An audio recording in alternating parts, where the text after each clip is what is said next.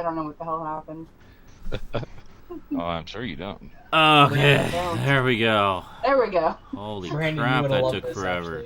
actually. When I was a kid, I had a 1.5 foot tall black ranger. Fully articulated. Cool. That's what she said? Yes. Well, besides that, it was fully articulated too. It was pretty fucking awesome. Sadly, go incognito. Greetings, everyone, and welcome to another Saturday Night InSaNiTy. And we started off with a "That's What She Said" joke. Perfect. The That's What You Said show joke. Show joke. It's, That's what she said, Dojo. So we are joined this week by the inimitable Metal Madness, gracing us with his presence. Yes. For the first time since, what, last week? Last week. A whole 7 days. It's been a long whole time. 7 days? I didn't go 7 days without talking metal. You can stop crying now. But I, of course, recently saw Metal when Metal, Skinslip, Stoudman, and I did the latest edition of Movie Gangbang yesterday. We did the 1989 Punisher movie. It was posted at 3 a.m. yesterday. Starring He-Man's ass. It. So be sure to check that out. Yes, it was. You'll find Yes, a link on my Actually, Facebook fan page Lundgren's ass, so. and numerous Oh, other He-Man's ass. places on Teh Web. A very greasy ass. Hey, Web. Not greasy, just well oiled. Still trying to finish. Slippery, Why Right, do you pliant. always look so greasy? Okay, guys, I'm eating ravioli here. Slippery, pliant buttocks. Full Full of meat. Just ravioli Kind with of like buttocks. ravioli. I just like to point out that we censored He-Man's ass with Brandon's face. I So- saw that. I saw that. It is a thing of beauty. Or So it horror, looks like depending on your He-Man is perspective. having a butt baby, and it's Brandon. It's giving birth to Brandon through his butt. Oh, Rob says he was actually just in the middle of that gangbang. And pretty interesting so far, saith he. So we have our two gangbang fans here, Rob Jensen and Cyber6. Oh, Chris Huber. Oh, is Chris here too? Oh, somewhere? Chris Huber is also He's also a a fan. I don't know if fan. he's here. Okay. Hi, Chris Huber, wherever you are.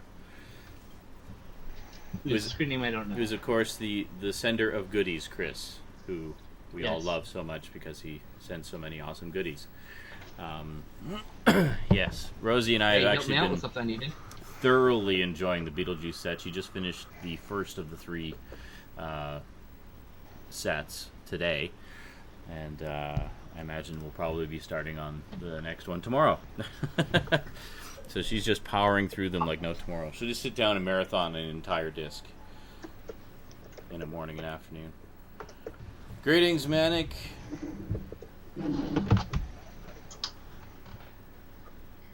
So, Twin Peaks is coming out on Blu-ray. It was announced at the San Diego Comic-Con. Digital Bits reported on it. So, Twin Peaks on Blu-ray. Looking forward to it. There's a quickie that'll be posted about it sometime this week. It was probably going to go up tomorrow, but then they announced that they're going to be doing the big announcement of who the 12th Doctor is going to be tomorrow. So that's probably what tomorrow's quickie is going to be about. Yeah, and that's probably going to be a big topic of conversation tonight, so pardon me while I change. Meanwhile, I put on my Sarah Del Rey shirt. Off into my Doctor Who clothes. Whoa! Whoa! Oh, shit! I Oh, knocked shit. both front wheels off of my car and I head-on collision. Oh, fuck, man. He's L.A. That's a Noir. little more apropos, don't you think? Yes. Yes. And as for our group viewings that some of us have been doing of the classic Doctor Who, we're just about to finish up Season 5, which means we're almost at the end of the reconstructions, finally. It's been a long road of reconstruction hell, but the plus side of which is we've been enjoying some really great stories from the the sadly obliterated fourth and It's fifth been seasons. mostly worth it. Yeah.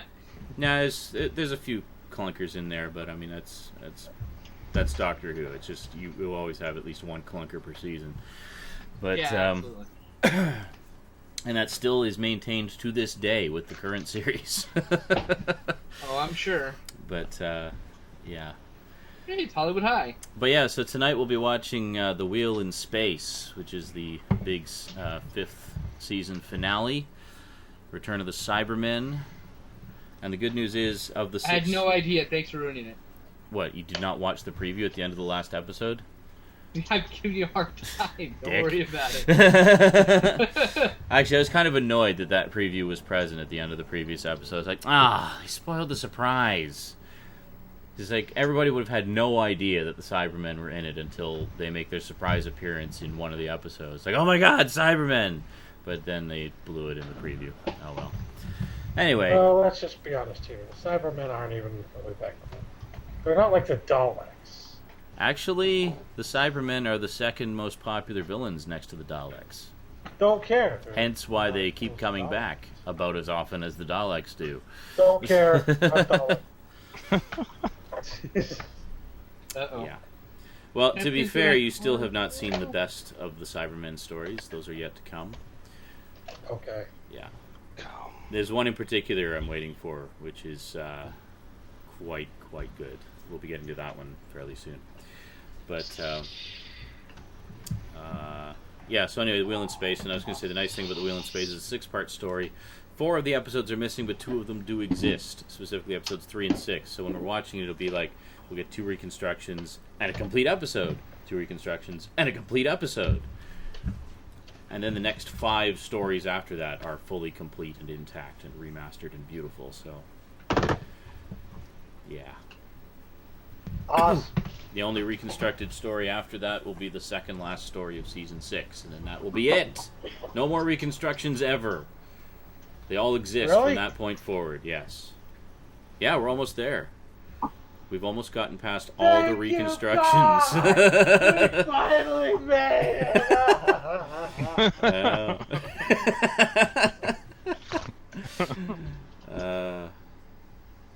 Yeah, no, that's a good idea, Rob. Rob says, yeah, I'm actually trying to stop watching next time on segments because you can guess too much about the next episode.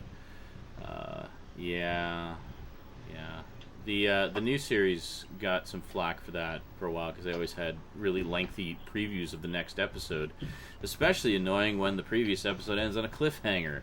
It's like, well, I now know that the Doctor lives.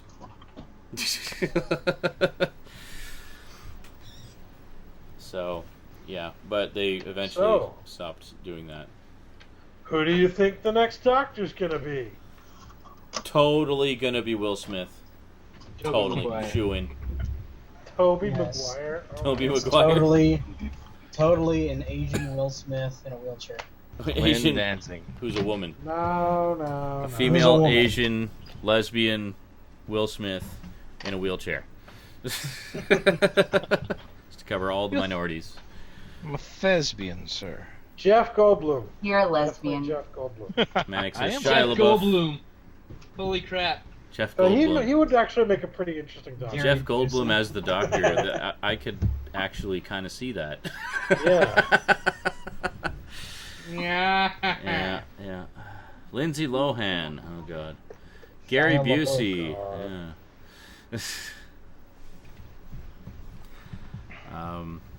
Oh, shit. Yeah, a lot of people Will were saying... Sasso. Will Sasso. A lot of people for a long time were saying Benedict Cumberbatch, who I'm sure most of us would agree would be an amazing Doctor, but I can't see him being in 2 hit series as the lead simultaneously.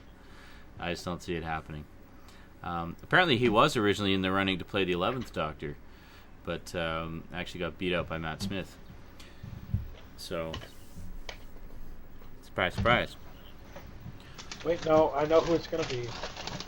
It's going to be James Franco. Look at my TARDIS. James Franco. Look at my TARDIS. Look at my TARDIS. Got these fucking knobs and ditches, switches and dials and stuff. Why suspicious? Wasn't I'm always it suspicious of these. These Cybermen's. Oh god. Why y'all be acting suspicious? I think So, Tom yeah. Hiddleston would be interesting. Who? What? Tom Hiddleston. Tom Hiddleston. Wasn't he Loki? Loki. Yeah. Yeah. I've heard his name come up a few times. I don't see it personally because he's got a Hollywood career. Yeah. I'm Christopher saying Mintz-Plasse. interesting, not saying that it No, would no. be. I agree. I understand. I'm just saying, it's possible, just not probable. Or, yeah, you know what I mean. It's not Now, probable. here's an idea that would never happen, but is interesting also. Christoph Waltz. How about Christoph Waltz as the Master? Good Even God. better. Boner inducing is what that is. Yeah. I just got a nerd boner. That'd be good. Evan asks, do you think it could be an American? No. Possibly, but it would have to be an American who can do a pretty convincing English accent. Because the Doctor always Yeah. has an English accent. But he doesn't Wait, have no. to. Freeman. Yes, he does Oh have my to. It God. is... Just because you say so, yeah. No, not because I say so. Because it's a British character on a British TV series made in Britain. It is British. Therefore, the main character needs to be British. Period. And that's me, a black American, and you're like, God damn That it. is wrong. What if it's The Doctor will Glory? always be British. It's Britain's Superman. You just don't change Superman. You know, Superman will always be No. a guy in tights. Superman with a British accent would be interesting. Just saying. Yeah, What if but then it's it wouldn't be Hugh Laurie? distinctly American. Javi says he's calling the shot. Hugh Laurie. That's Hugh what I just Laurie. said. Isn't he already I said it still like in House? 3 times. Hugh No, Laurie. House is done. Oh, House is done. House has been done for that's a while now. possible. Done. That's You 100% can do possible, it. in fact. Yeah. Stephen Fry, who Oh of my course god, he'd be me. has worked with Hugh Laurie. Stephen Fry did play a Time Lord character in a web series, like an official web series that the BBC did with the Seventh Doctor. They're awesome in A Bit of Fry and Laurie. Such a great show. Bit of Fry and Laurie's great. Yeah, I'd really like Yeah. to see more of it. I only saw a few of them when they were on, but yeah, Stephen Fry would be an awesome Doctor. Hugh Laurie would be an awesome Doctor. But again, I think they're too big, too famous. Yeah. Generally, Stephen That's the Fry, only maybe, problem with maybe that. not. He's mostly a British guy, you know. like historically speaking, in terms of who's been picked in the past, it's always been someone who's relatively unknown, or someone who has more of a stage career than a screen career, or someone who's had maybe one or two fairly notable roles in Britain, AC but said not really- Idris Elba. but not He's really British. internationally. Like Matt Smith had done a few TV movies, and he'd done a lot of stage work prior to getting the role, but beyond that, not many people had really heard of him. What are your thoughts of Idris Elba? David Tennant, well, Christopher Eccleston was intentionally picked as a higher profile actor because they wanted somebody big for bringing the series back. So that was kind of the one exception, was they picked Christopher Eccleston, who had already had a pretty big career in movies and stuff like that, and in TV. David Tennant had done some television stuff in Britain, had one Hollywood role in the fourth Harry Potter movie, and then but other than that, he wasn't really well known over here. But the other sort of big reason I think David Tennant was picked was because Russell T Davies had worked with him a lot before, so he was already somebody he was comfortable with. So, yeah. But going back to the older Doctors were, again, mostly they'd done some television, they'd done some stage work. John Pertwee came primarily from a radio background, radio and stage. And Patrick Troughton was a character actor. William Hartnell had actually mostly played villains. This was like one of the first heroic roles he'd ever played, and he was delighted that not only he got to be the hero for a change, but he got to be the hero on a kids show. And he got to be the hero of children all over Britain. He really, really dug that. Tom Baker had been, somewhat famous in, doing a lot of voiceover work, and I think, again, a lot of stage work, some television. He'd done some movies, certainly. He was in The Golden Voyage of Sinbad, and he played, Rasputin, quite notably. He was probably one of the bigger actors to get the role, actually, now that I think about it. Peter Davison, his big role at the time was as Tristan on All Creatures Great and Small. So that was sort of his most famous thing at the time that he was most well known for. But really, even though it had some success over here on PBS, it was mostly known in Britain. And Colin Baker, I think, was primarily a stage actor. He'd had one part as a villain in a Doctor Who episode, and then later got cast as the Doctor. Sylvester McCoy was kind of cast out of left field because of the falling out between Colin Baker and the BBC. But he had done some comedy work. He was part of a comedy troupe for a while. He'd done some stage work, a little bit of television, I think, and then he got the role of the Doctor. So, and then Paul McGann was fairly well known British actor, but again, not many people really knew who he was at the time.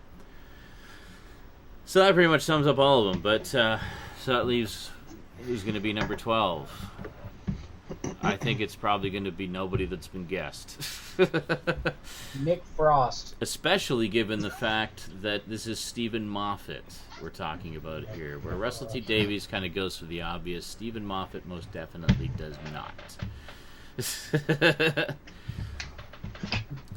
But I know he's been shitting bricks. He's been saying how, when you change up a Doctor, it is such a big deal. You do not want to miscast this role. It has to be somebody who is perfect for it in every way. And someone who's not going to piss off the longtime fans, someone who's going to be, accessible for the new fans, and someone who can bring something interesting and unique to the role.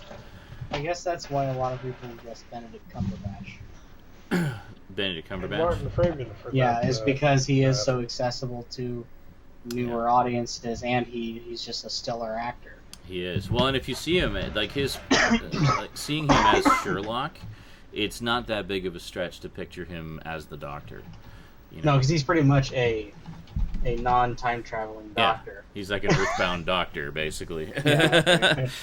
So it only makes sense.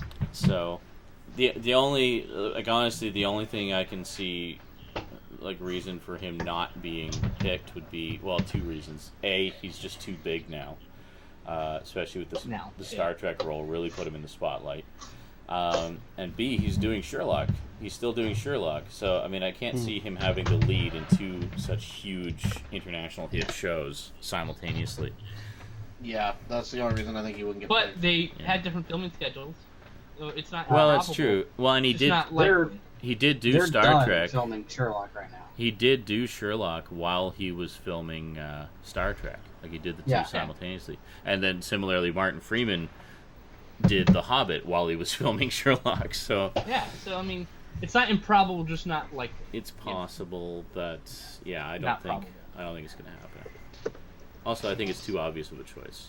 So I finally finished that goddamn case. You want to know how I solved that case? A full clip of 45 ACP in the guy's chest. There you go. Case closed. Case goddammit. closed. He's dead. Good enough for me. On a completely related note, this picture that I've had up here for a little bit is kind of an interesting one, and it's making some buzz around the gaming world. For people who don't know, that big fat guy there, that's Gabe Newell. Oh, Gabe Newell. Gabe Newell, for people who don't know, he is the CEO of Valve, and he's the brainchild behind Half-Life and Steam. Oh, are they saying he's playing Half-Life 3 there on that screen? No, is that what it is? Actually, we've confirmed that he's playing Dota 2. Oh, okay. But the difference is Dota 2 is a PC-only game. Oh. So the big rumor, he's Is playing it on what we can only guess is the up-and-coming Steam box. Oh, really? On the up-and-coming Steam box, but Oh. here is the interesting thing is someone else was looking at the picture No, is this and saw this. Oh, that he has an Ouya, or that he's playing it on the Ouya? That's what. Well, we can. It looks like it's a dev Ouya. Yeah. But we can see the controller sitting there, so he's obviously not using it. So hold on a second. This Steam box thing, I have not heard of this. Steam box is pretty much Steam's answer to an Ouya. It's been in talk for several years. Yeah. But it's pretty much a easier access to Steam via it's a Linux box, pretty much. Mm. It's a Linux-based operating system, is what we've But said. we'd be playing PC games on it. Yeah. On our TVs. Steam games specifically. Yes, Yeah. and other people say that in this picture he's using a tablet as a controller. Because of the fact he's playing Dota 2, and that's a MOBA game, which is where you need to do a lot of real-time strategy clicking and scrolling and stuff like Command and Conquer. Oh, yeah. So it just wouldn't favor well with a controller. Gotcha. Alternatively, But, it could just be a home theater PC, and he's got a keyboard and mouse on his. Or that, that's what we don't know. It could be an even simpler explanation, exactly. But we never know. I mean, that's the thing. No, you never know. Yeah, this is making some buzz around the gaming world, and if it turns out to be true, then yeah, that right there, that's our either Steam Box app for the Ouya or a Steam Box. I definitely like the idea of a Steam Box. I'd be totally down with that. So It'd be interesting. It'd make it easier to play, some of the games. It would solve the problem of having not powerful enough computers to play half the games we own on Steam. Which currently, just so you guys know, is here have that problem. AC has the kind of what I'm talking about here. Steam has a mode called Big Picture Mode. It was recently added not that long ago. It's pretty much a front UI, controller-based front UI for Steam. I've used it before. It's really nice actually. I'm pretty sure that's what he's using. He's using Big Picture Mode and just sitting back on his couch. Yeah. So it's probably a home theater PC, or maybe just his PC. I mean, that would be my best guess. Is that's what that is. If I was rich, my PC would have a giant TV as a monitor, and I'd be in my living room in a giant fluffy chair also. Like I said, this just may be like there may be like systems here. That is probably an Ouya sitting there. It looks exactly like one. Yeah. That's probably his. looks like an Ouya. Yeah, but that's probably his media center PC right down there. Yeah. Either that or that's the base for the sounds. Yeah. That's the only thing those two things could be. Yeah, as AC said. I just wanted to so you get share that. You get the benefits of PC gaming in terms of power and multiple specs, but console simplicity, which is nice. I like that. So that's the gaming news for today. Just the Cool. The awesome Gabe Newell playing Dota 2 on a big TV. Meanwhile, in the home video market, found out the Freaks Blu-ray that's coming out will not have any of the special features from the 2-disc out-of-print DVD. So if you have it, don't get rid of it. And that Tank Girl is coming out from Shout Factory on November 22nd, I think is what they said, on Blu-ray. That's awesome. Special edition. Yes. So apparently right now popular money for who's going to be the 12th Doctor is actor Peter Capaldi. I don't even know who that is. Nobody probably knows. Not by name, probably by face. He's in, but one of the reasons some people are speculating on this, and it's kind of silly, we go to his IMDb page here. Let me just spell it for those in the chat here so they can go to the IMDb page at their end here. Ah, he's got a unique looking face. I could see that. Why is it not typing? Why is it not typing? Hello? Oh, I get it. I get it. I see it already. You see it? Link. Yeah, there you go. Look it up on IMDb. So if we go down here to this big white amorphous blob that you can't tell what it is, just give me a second here. Just give me a second. Working on it. Big white bright amorphous light. blob. While you're working on it, bright light. So while you're if we working go down, on it, I got I'll it. tell you one I got it. Okay. If we go down to World War Z here, and you take a look at his character. World Health Organization doctor, really? Yeah, Sorry. Who doctor. So a lot of people are taking that as definitive proof that he's going to be the next Doctor. Really, people? Are you that fucking desperate? Seriously? There's a new Musketeers series? It's ridiculous. That is I can see him in ridiculous. that role, but Dude, there's a Musketeers TV series. So that sounds awesome. Yeah, the Who Doctor. but what I was saying, Doctor. what I was saying in the chat was like, at least we know there's one actor that'll never be the Doctor, Sean Bean. Because he would get killed and have to regenerate again by the end of the episode. No,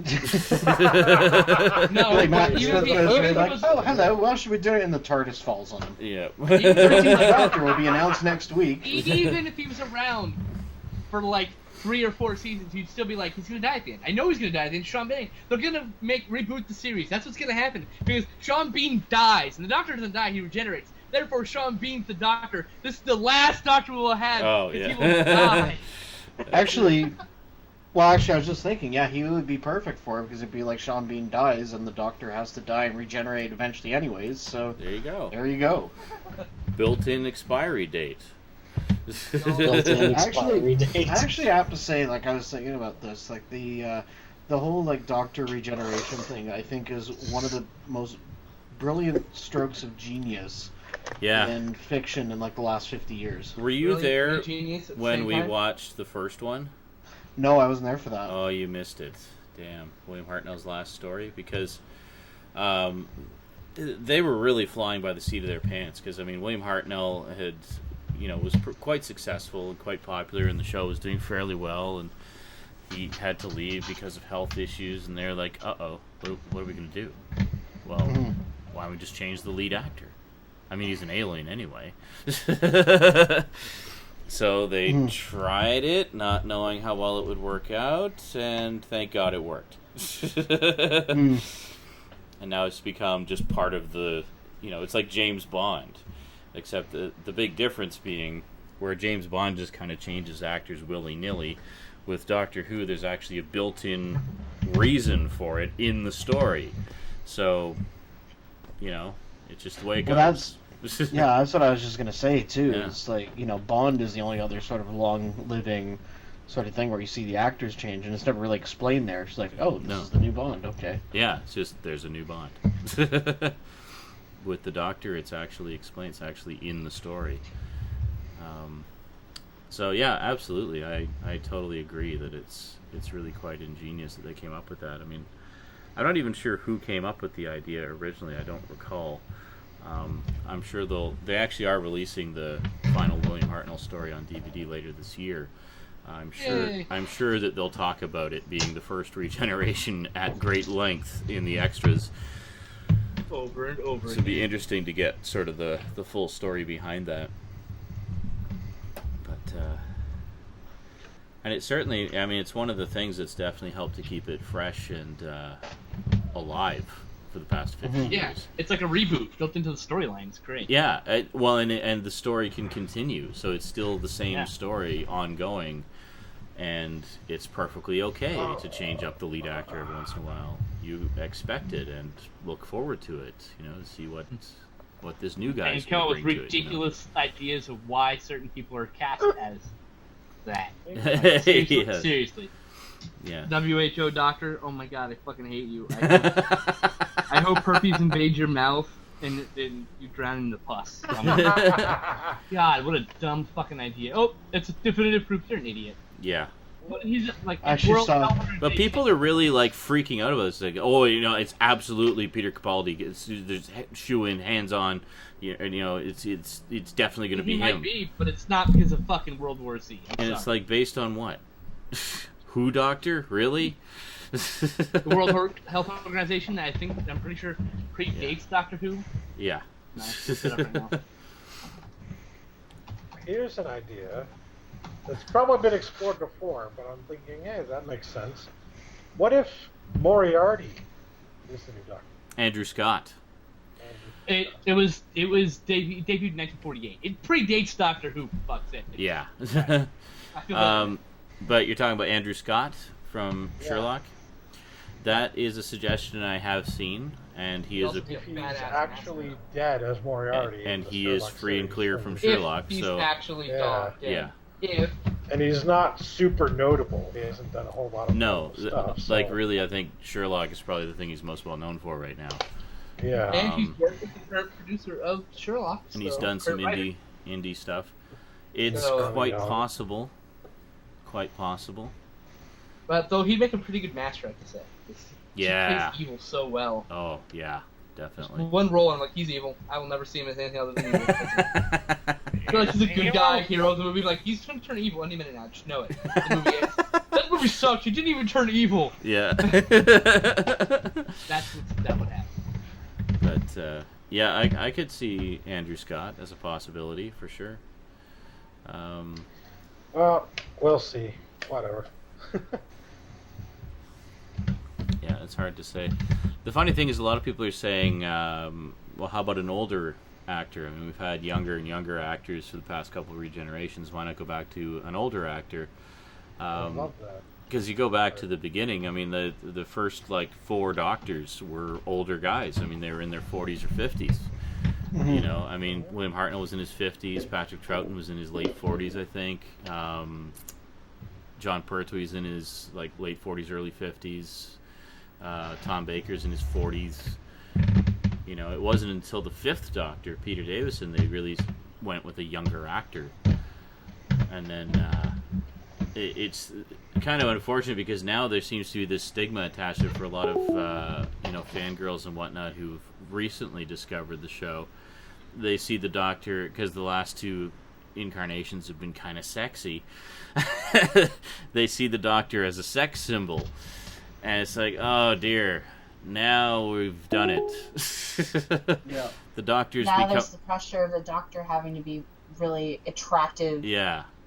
And I think that's a problem, because now you got all these screaming fangirls saying, oh, well, if the Doctor's going to be some old wrinkled dude, I'm not going to watch anymore. It's like, oh yeah, some fan you are.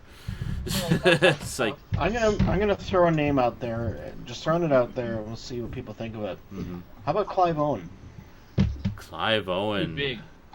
I think he's too Yeah, huge. probably too big, I don't think he would do it, but He would be awesome. But he I would love be Clive awesome. Owen. Yeah. But I'm thinking Carl Urban could do it. the whole sex symbol thing and kind of step it towards an older actor because he's in his late 40s. But Yeah. Clive Owen is kind of a sex symbol still. Yeah. Right. There's Just kind only of. one older actor that I'd really love to see in that role, and that would be Hugh Laurie. Like, after He's so House, good. it's just like, that guy can act. Yeah. That guy can fucking He act. acted for what, 10 seasons with an American accent and never once With thought an it was American terrible. accent, yeah. I didn't even notice. Yeah. I didn't even fucking notice until I saw a special picture. I was like, seemed whoa! American to Well, me. 7 seasons in, and I'm like, wait a minute. He's British? He's British? And my wife at the time turns and goes, yeah, you didn't know that? Fuck, I didn't know. That's great. Yeah, because I mean, I don't know. It seems like yeah, he's pretty big. Like he's a big actor, but I'm just trying to think of like what he's done lately. Like, If they're gonna last choose a major sex role was. symbol, they're gonna go with somebody like fucking Orlando Bloom. Orlando Bloom No, they won't. as the Doctor. Cost too much. No, I don't think so. Costs too much. Yeah, no. Remember, this is the BBC we're talking about as well. I mean, they can't afford high-level A-list actors, so it's not going to be a high-level A-list that's actor. And God. that the problem with Something Orlando people Bloom is I really would don't just seem to take into account. I would just be sitting there waiting for him to be going, they're taking the Daleks to Isengard. Taking the God. Daleks to Isengard. They're taking the Daleks to Isengard. Yes, that. Yes. Yeah, That. Do. Just the whole. The music. There's actually a video of Orlando Bloom on the set of, I think it was The Hobbit, listening to that, and he was Oh, I saw all that. excited. Was he? That's He was awesome. quoting He's it. like mimicking it in the background. You're like, That's so great. awesome. That's If he great. was- I hope that's in the extras somewhere. If he was more of an actor and less of, like, obviously more of a, sort of a non-fiction presenter sort of thing, I could see James May from Top Gear being an excellent Doctor. God, because he's got James May would be awesome. because he's got such, like, a dorky side to him, too. He Yeah. would fit science fiction so perfectly. Yeah, that's the Yeah. thing is with the Doctor, it's a very multi-faceted character in that you need to have the dorky side, you need to have the the wise old man side, you need to have sort of the scientist thing, you need to have the tough guy sort of thing, too. you gotta have to be able to have those badass moments. Which Yeah. James May can't pull off. That's one of the Absolutely. things that. Which, I mean, obviously, my experience is James still fairly... James May can have a giant battle axe. I'd be like, what? He can have a gunplate. And I'd be like, you're funny, dude. You're awesome. Yeah. Couldn't take him seriously. Yeah, I guess there's that, too. Obviously, my experience is very limited, but I mean, I always thought that the Ninth Doctor is pretty good for the badass sort of moments. Yeah. Well, actually, all three of the current ones have been really good for that. They've been exceptionally well cast, and all have those different levels. Mannix And and like Johnny with Depp. Christopher Eccleston, like I love that episode Simon where he meets, Pegg. what's his name? The one where they go back to the 18th century, maybe the 19th century. He meets Charles Dickens. Thank you. Yeah. Yeah, and he goes all like gushing fanboy on him. Oh yeah, it's like, oh, I love your stuff. So Mannix said Johnny Depp as Jack Sparrow as the Doctor. Yeah, there you go, with Jeffrey Rush as the my, Master. Yeah. And I love they did announce that. And Johnny Depp looks like, I'm 164th British. It's okay. Like, oh, I hate you. Wait! I figured out who the next Doctor's gonna be. Okay. Carl Pilkington. Perfect. You said Carl Urban? Because I heard Carl Urban. He said Carl Pilkington. Pilkington. Urban? I keep hearing Urban. Oh god. Pilkington. No. Urban? Be Does he play here. anything, you know? Carl Urban is Abraham Lincoln. I believe it. Carl Urban is Martin Luther King. Martin Luther King. In blackface, of course. Oh, Carl Urban is the Dalai Lama. You can But play could you anything. imagine a Carl Carl Urban is Pilkington Gandhi. Doctor just walking around Oh. complaining about everything under his breath? Fucking- I would die so hard if Carl Pilkington ended up being the Doctor. I will be like the biggest fucking fan ever. Because Pilkington is fucking Yeah. brilliant. Carl Pilkington, the most so brilliant. bewildered-looking doctor ever. Seriously, just complaining about everything. Just constantly. No, constantly he just like open his mouth. Like, I love how. what is going on here? I love how Like, Carl Pilkington just always has that completely baffled look on his face, no matter Bullshit. what. Just like, what the fucking hell is going on? What is robot things with domes? Why do they have plungers? That's not scary. He just like goes on a 20-minute diatribe about how metal things with tennis balls and plungers are not scary. Yeah, sure. Meanwhile, they're killing people in the background and shit. He would take all the wonder out of it. Yeah. Everything. Drain it all away. Yeah. Like I said, the round-headed doctor. Oh God, I love you. God. We gotta get back to that. Good lord. Back to the. Oh, An Idiot Abroad. Yeah. Yes. I think I deleted Yeah. them, actually. I don't know if I still have them. I don't have them either, so. Oh, well. So I much still for that. have one. So much for that. Yeah, because I only saw the first two. I saw the China and India. Yeah, that's all we've seen. I've seen Oh, that's right, yeah.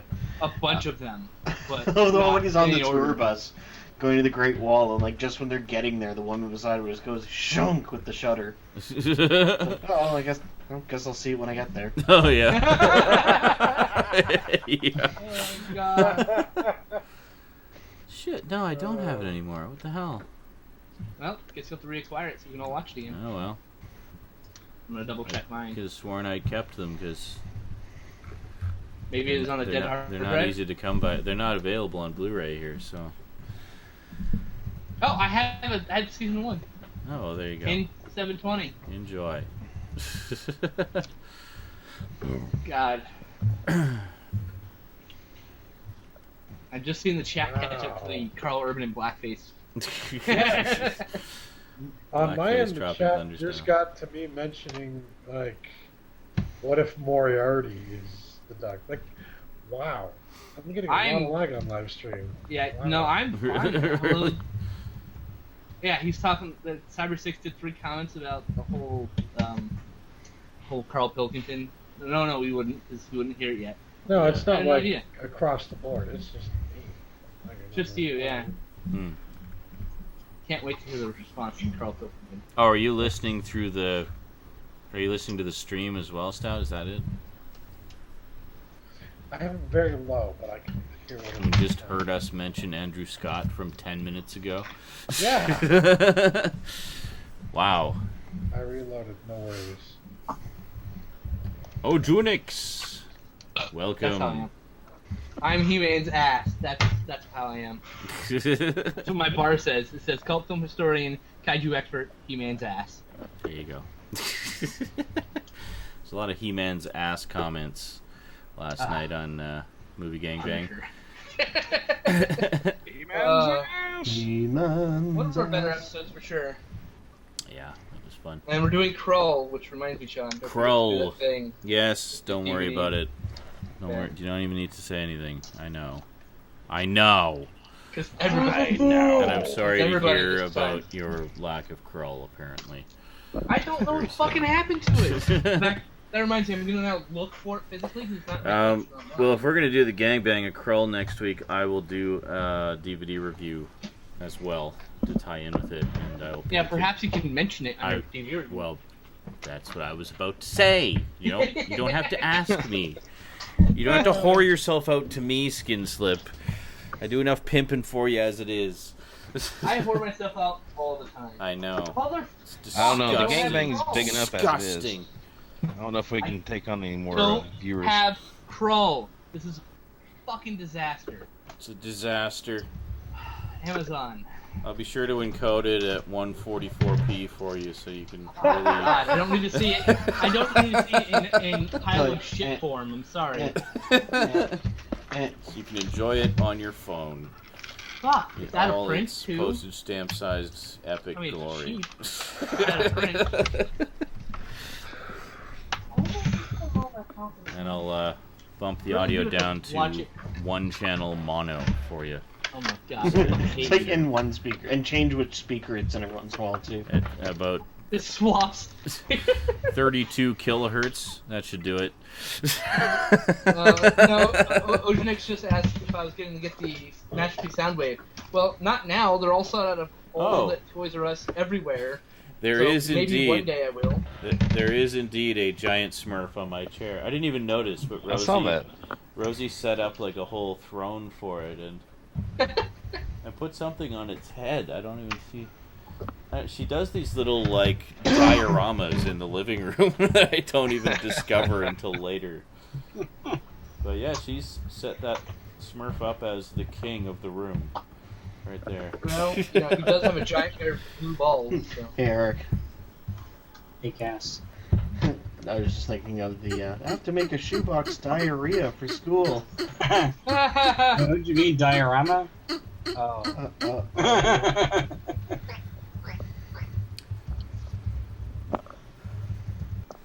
Yeah, no, Ujanix, I will not be getting Masterpiece Soundwave.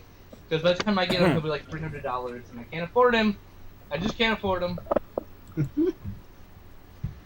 So tonight's quickie, by the way, will be about the Doctor Who Blu-ray set, the Series 1 to 7 Blu-ray set. No, I did not get it. It's just me talking about it, and why I'm not getting it. But it's a good deal, definitely. It's just not the version of the set that I want. So I guess that pretty much sums up everything I say in the quickie. But No, you don't even watch need it to anyway.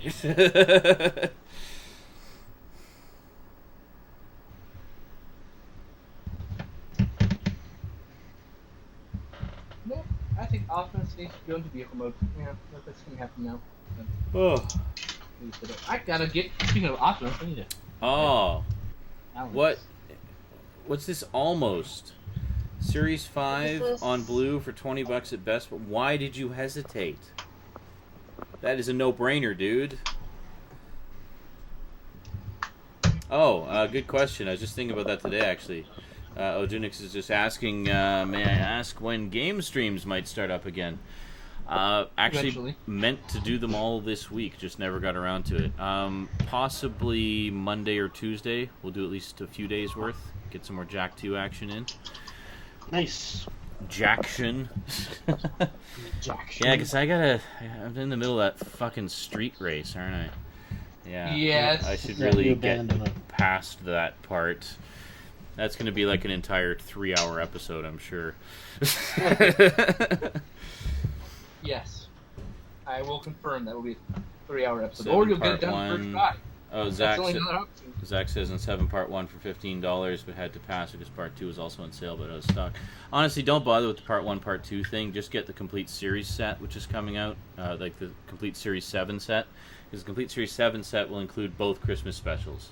You get the 2011 and the 2012 Christmas specials in there. So, yeah. Jenny says he really wants to see me start Jak 3. Yes, well, that'll be after Jak 2. Jak 3 I don't recall having as much difficulty with. I found it a lot easier than Jak 2.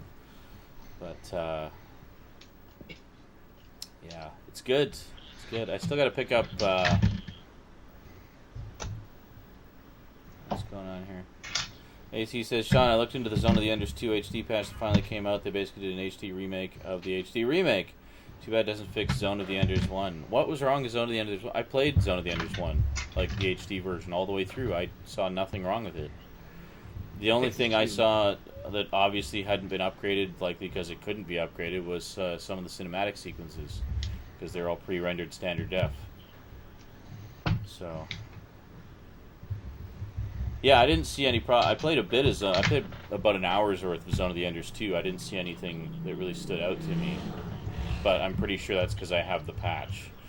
Because I got it a little later when the patch had already come out.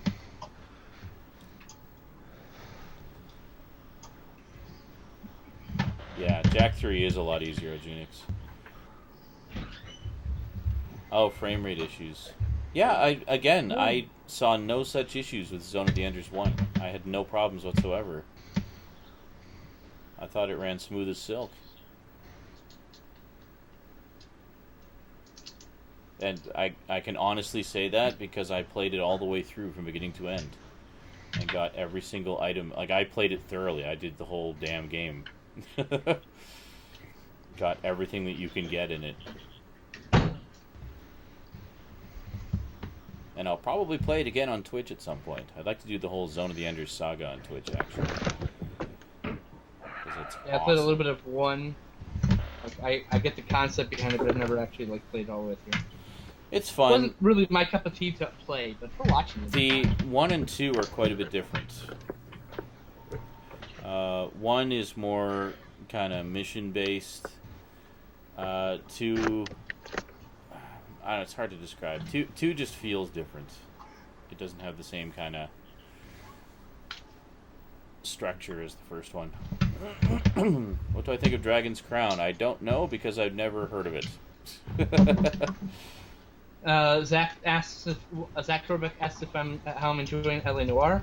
Well, I just got added to Vice Squad, so I'm doing well. I'm enjoying it. It's fun. I love running over hot dog stands. I've never failed to miss a single one of them. Every time I'm driving randomly around, I'm like, hey, hot dog stand! I'll just swerve to run it over. You can ask Eric. I'm doing it all day today. It's like to plow into hot dog stands. I played until 10 a.m. today. I went to bed. I woke up at 4 p.m. And then I went and played all day up into the beginning of this live stream, in fact. So... let's finish up a mission. That he did.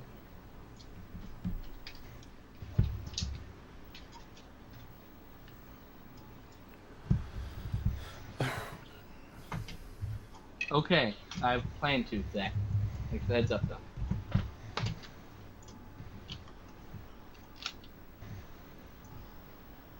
Wow. That's pretty impressive. So AC just sent me a link. Well, you can see it in the chat there, of showing the just some of the differences that the patch made to the Zone of the Enders 2 HD remake. That's pretty cool. So does it actually make it look better? Apparently. See, I've only played it post-patch, so I remember when it first came out, there was, like, if you go to Amazon and look at the reviews, there's a lot of 1-star reviews of people having issues with it pre-patch. But I waited a bit to get mine, and then by the time I got it, the patch had already come out, so it was a non-issue for me. I thought he said it was a new patch. That's why I'm just confused. I don't think so. Well, one way to find out. Throw your disc in and see if there's a patch for it. 7. Oh, wait a minute. This post is from 7/25/2013. Maybe there is a new patch. There we go. Optimus Prime in his truck form. Yay! Oops. Before and after images. There we go. Okay. I always get to pull these out. There we go. So, when did this patch come out?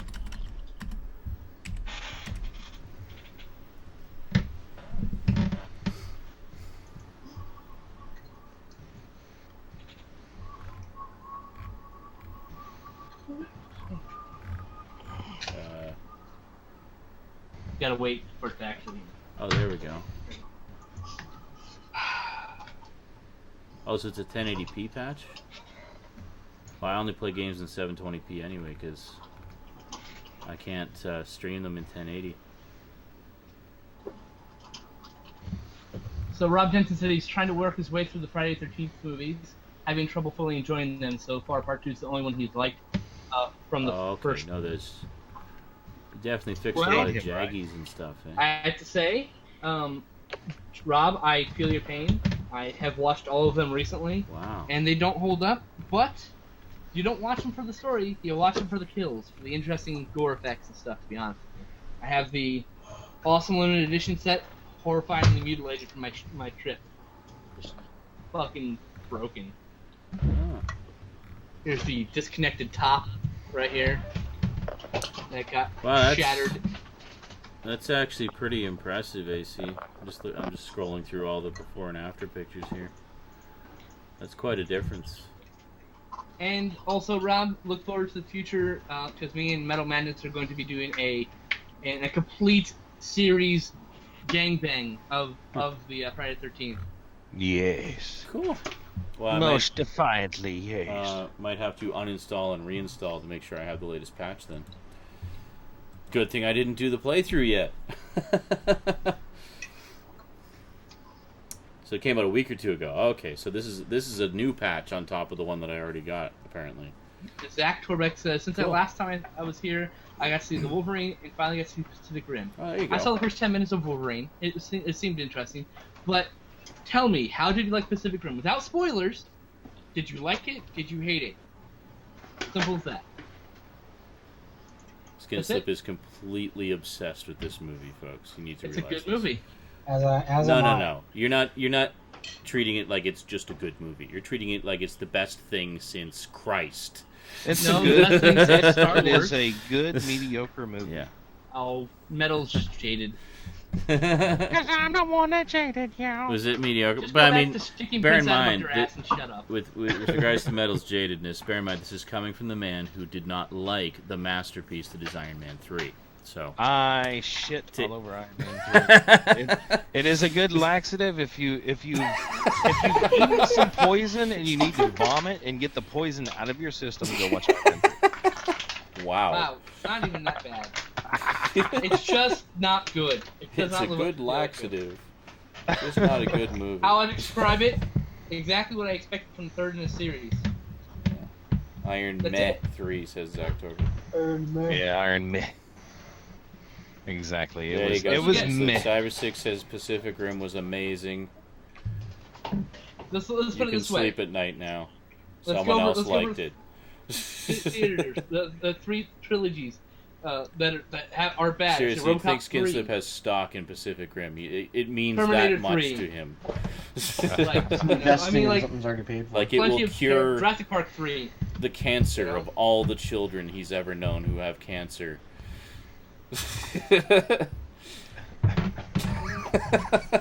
Michael Bay was just like, holy fuck, I've been doing it wrong this whole time. Yeah, horribly wrong.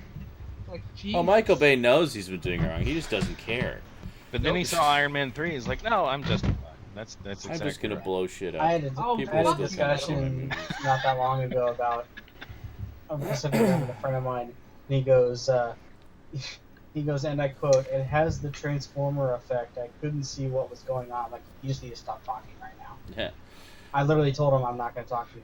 Patrick is asking if I'm going to get the MASH set that came out in 2006, talking about the Martinis and Medicine collection that thankfully is still in print, because I still haven't got it. Eventually, yes, just no idea when. There has been talk from one of my viewers that it may be getting sent to me as a gift at some point, like as a package, for a package opening. I'm kind of waiting to see how that pans out. If it doesn't, then I'll spring for it one of these days. If anyone wants to gift it to him, I put a link on his wall. It's fairly about cheap. A month ago.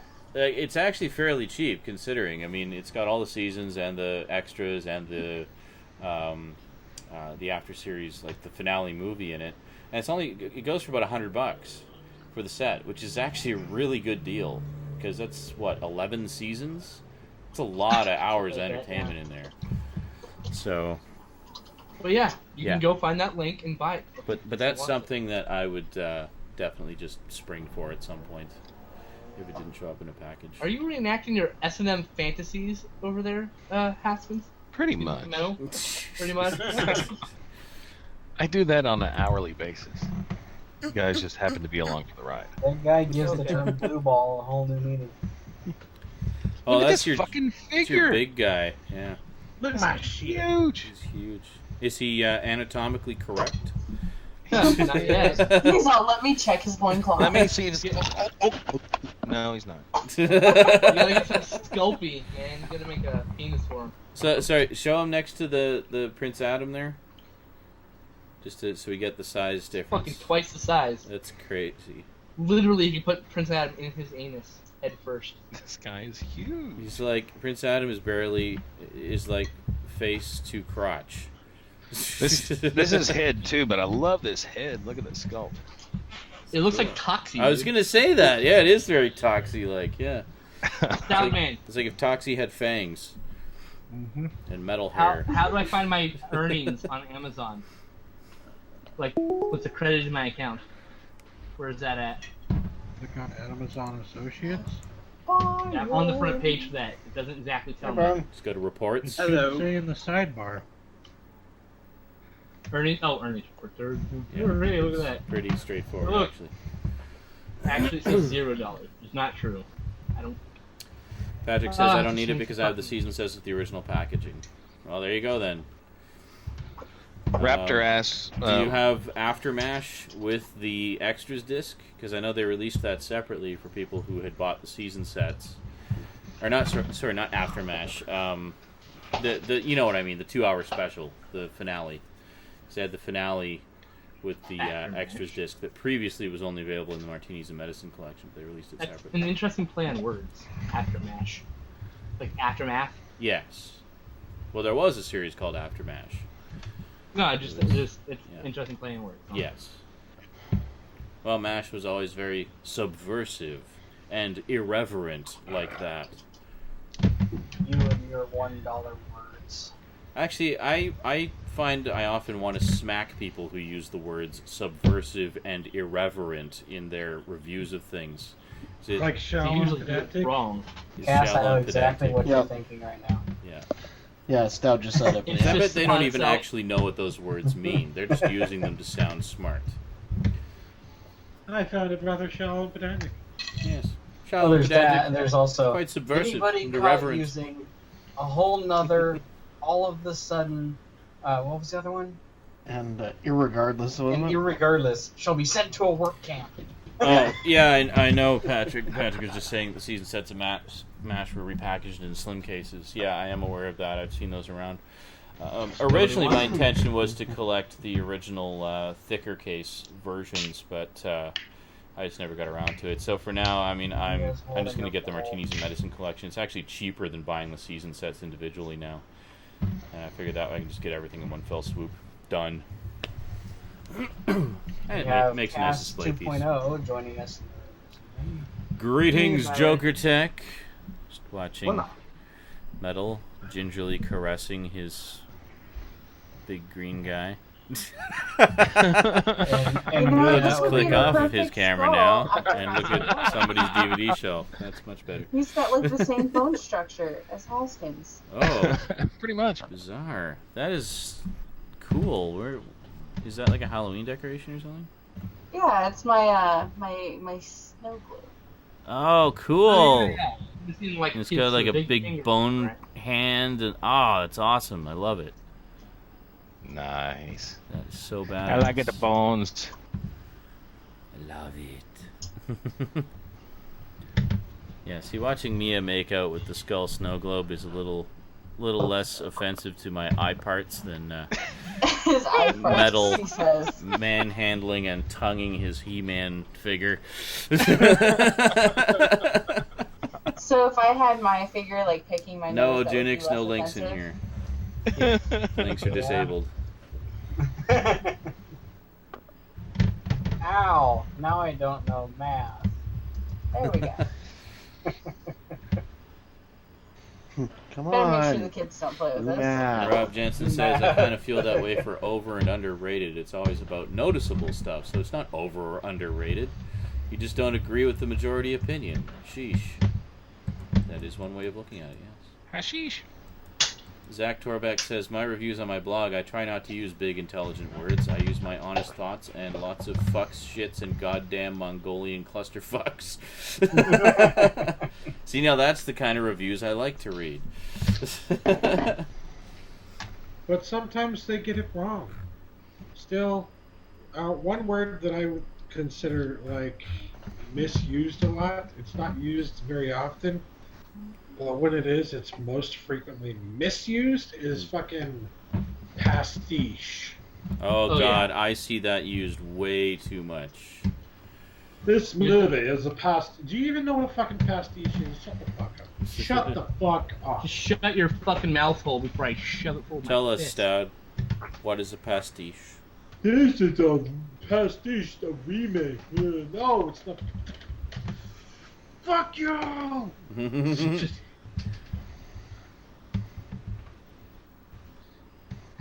Pretentious. Okay, don't tell us what a pastiche is then. Fine. Pretentious. is the other one that's- I was waiting for it, and you just hit us all with a lightsaber. And fell Shallow silent. and pedantic. That was Underrated. by Plot Insisting holes upon itself foreshadowing. all over the place. The term plot hole is often Oh yeah. used God, wrongly, and plot hole. foreshadowing's used wrongly all the time too. Plot hole. I believe pastiche is. I can't remember what the origin of the word is, but I think it's French for There's pistachio, plastic. right? For plastic, and that means something fake. Okay, something here you go.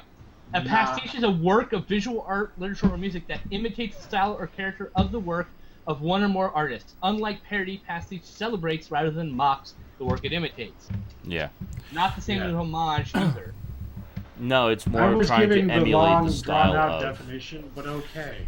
It's trying to emulate the Exactly. style of, like what L. Sprague de Camp did with his Conan stories. He was trying to emulate the style of Robert E. Yes. Howard. And Pastiche, plastic, a plastic version of what you've already seen. an homage Or a lot is of a demonstration of respect and dedication to something within the art you're doing. Yeah, So if you it's different. reference a movie, it's an homage to that movie. If you reference a line of dialogue from that movie, it's an homage. yeah. Yeah. Anyways, It's So a homage. or Oh, I like hate a lot of that. By the Sherlock way- Holmes. A lot of Sherlock Holmes adaptations have been pastiches. So they're trying to pastiche emulate the is style of the original a stories. French cognate of the Italian noun pasticcio, which is pate or pie filling mixed with diverse ingredients. Metaphorically, pastiche and pasticcio describe works that are either composed by several authors or incorporate stylistic elements from other artists' work. So technically, everything that Quentin Tarantino does is a pastiche, not an homage. He has So a Sherlock lot. That's is a why- pastiche. That's why I saw his work frequently in my postmodernism class, because postmodernism is largely about pastiche. Yeah. So if I got this right, like I said, Sherlock is a pastiche. Yeah. Okay. Just want to make sure I had that down. It's in It some is a- ways it is a because take on the original story, but it does its own thing. it still emulates the it still has the same traits for those characters, and it does, to a certain extent, emulate the style of Conan Doyle, almost as if to say, well, if he was writing the stories today, this is what they might be like, you know. Whereas something like Smurfs 2, if you tried to call that a pastiche, I'd smack you upside the fucking head. Probably find a very shallow ditch to bury your corpse in, too. To be honest here. No, that is Smurfs not in loving or Smurfs 2 is what respectful. we call Fuck you. a theatrical butt raping. It's a very subversive, irreverent pastiche, but it has way too many plot holes, and the homages. foreshadowing was improperly done. There was lots of foreshadowing of homages. I to couldn't come. get over how often it insists upon itself, and it's so pretentious. So Shallow and pedantic. Yes, I love. And it's shallow and pedantic. The other one I love is this film is just an exercise in self-indulgence by the director. Everything. Every movie. It is self-indulgent. Because when a director makes something, he's indulging himself. It is the That's director's the fucking vision. That's the point. Everything of a movie. is self. You enjoy Every it. movie ever made is self-indulgent of the director. Fucking point. So Those people, I've I never want to just, understood. like, smack them upside the head with a fucking auteur theory book. Like, here, read this, and you'll understand why every fucking movie that's ever been directed by anybody is self-indulgent. And if you come back saying it was too wordy, I'm gonna fucking kill you with the book, very slowly through paper cuts. Too long, didn't read. Cancer. It was too shallow and pedantic. It insists upon I'm gonna itself. smack the next person who types this big old long statement at the very bottom, puts a TLDR at the bottom of it. I fucking Equal hate cast, the original. Yeah, especially when it's TLDR something you've version. spent some time putting some thought into and actually written things that are good and stuff. And there's TLDR. that. Yeah. But the thing what gets me is they'll say TLDR, too long, didn't read, and then they'll give you their opinion on it. It's like, but you just said you didn't read it. How can you have an opinion on something you didn't read? Movie and watching 10 minutes of it, and then Oh, being yeah. like, The Rex too long, Reed didn't method? watch. The Rex Reed method of review, you mean? Yes. Or my personal favorite, all the people commenting on my HD Rants 2 videos, which have deliberately misleading my titles, God. and happens saying, all the "What the time. fuck do you mean? Film grain is bad. Film grain is an inherent part of film, you fucktard," and just like lecturing me up the yin yang. And to which I reply, "Yeah, I know. Did you watch the video, or are you just commenting on the title?" Usually they don't respond after that because they realize what a dumbass they just made of themselves. But if you were wondering, Sean, I'm pretty sure you totally were. This is my DVD shelf. Oh, that's your DVD shelf. Yes. Yes. I did not I told you know. that, Long didn't read. that Rosie probably has more DVDs than I do. That's about how many Rosie has right there, I think, in her collection. And that's just Maybe a little there is more, a a little bottom less. shelf down there, but Oh, okay. Yeah, you got a little bit more. I still think Rosie has more, actually. along with Rosie does have an impressive self-indulgent, collection. self-important. Self-important, yes. Isn't that the same? But yeah. it was a biographical movie about the director's life. Of course it's self-important and self-indulgent. And pretentious. And pretentious. And pedantic. And his life was shallow and pedantic, so it's an accurate portrayal. TLDR. TLDR. TLDR. Too What? long didn't read. Eric's video game shelf? Too long didn't care. TLDC. TLD. TLDL. Because I finally did put in the oldest members right here. This is the TI 99 4A games from 1979. A couple of tapes up there.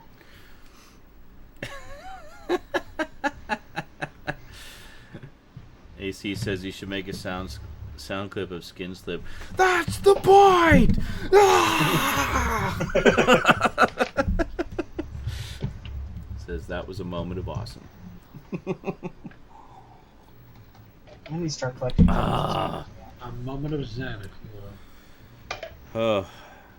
So Zach Correct said, I pull a Rex read every once in a while for some movies, mainly because they're too slow or not worth finishing. First of all, if you ever leave a movie because it's too slow, get a better attention span. 2, if it's not worth finishing, how do you know you didn't finish it? 3, I said yes, but Rex Reed does that in the Rex Skating review, and he says, on that point, I rarely do that. But if you ever write a review and you didn't finish a movie, you're part of the problem. You are part of the fucking problem. I will look. I have to watch this piece of shit. Zombie X's. I will watch it from beginning to fucking end, regardless if I want to rake my eyeballs out with the rest of the food. You should hear review. how Skin Slip reacts on some of our movie gangbangs that we've done. I've tried to watch Ghost of Mars 3 times and never made it past 30 minutes. So but you didn't write a scathing review. But I did not write a scathing review other than the fact that everybody here now know that Ghost of Mars is a piece of shit. I love that movie like 9 times. Not even kidding. So if you had to write a review or were intending to write a review, you would sit through the whole movie. That's the thing. I mean, we've all sat through some crap for movie gangbang because we're gonna go through Ghost of Mars. We're all committed to it. Yes, and we're going to watch the whole damn movie, and you can enjoy our pain. Love story. I just like listening to them cry out when it's really horrible. The only movie I've ever seen. Do you listen to our gangbangs, Mia? Physically pain and cry. Someone's got to, right? Pardon? Someone's got to. Thanks, Mia. We apparently have a third fan.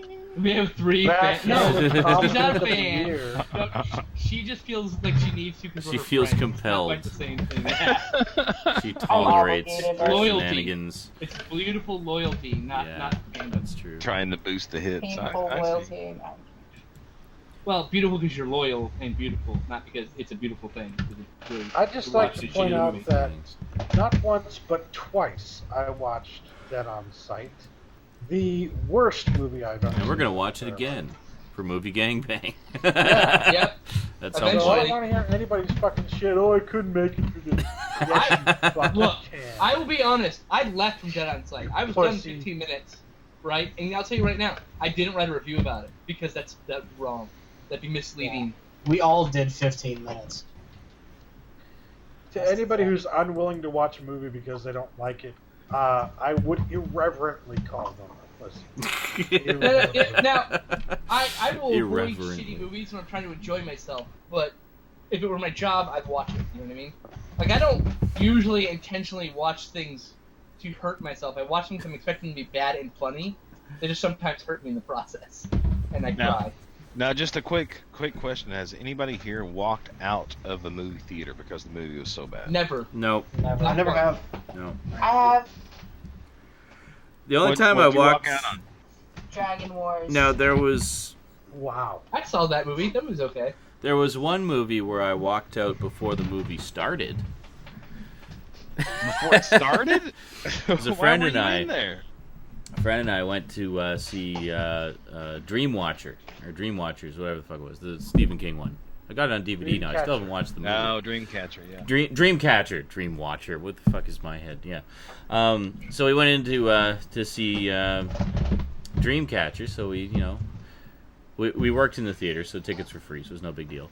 So we go in and sit down, but we weren't there to see Dreamcatcher.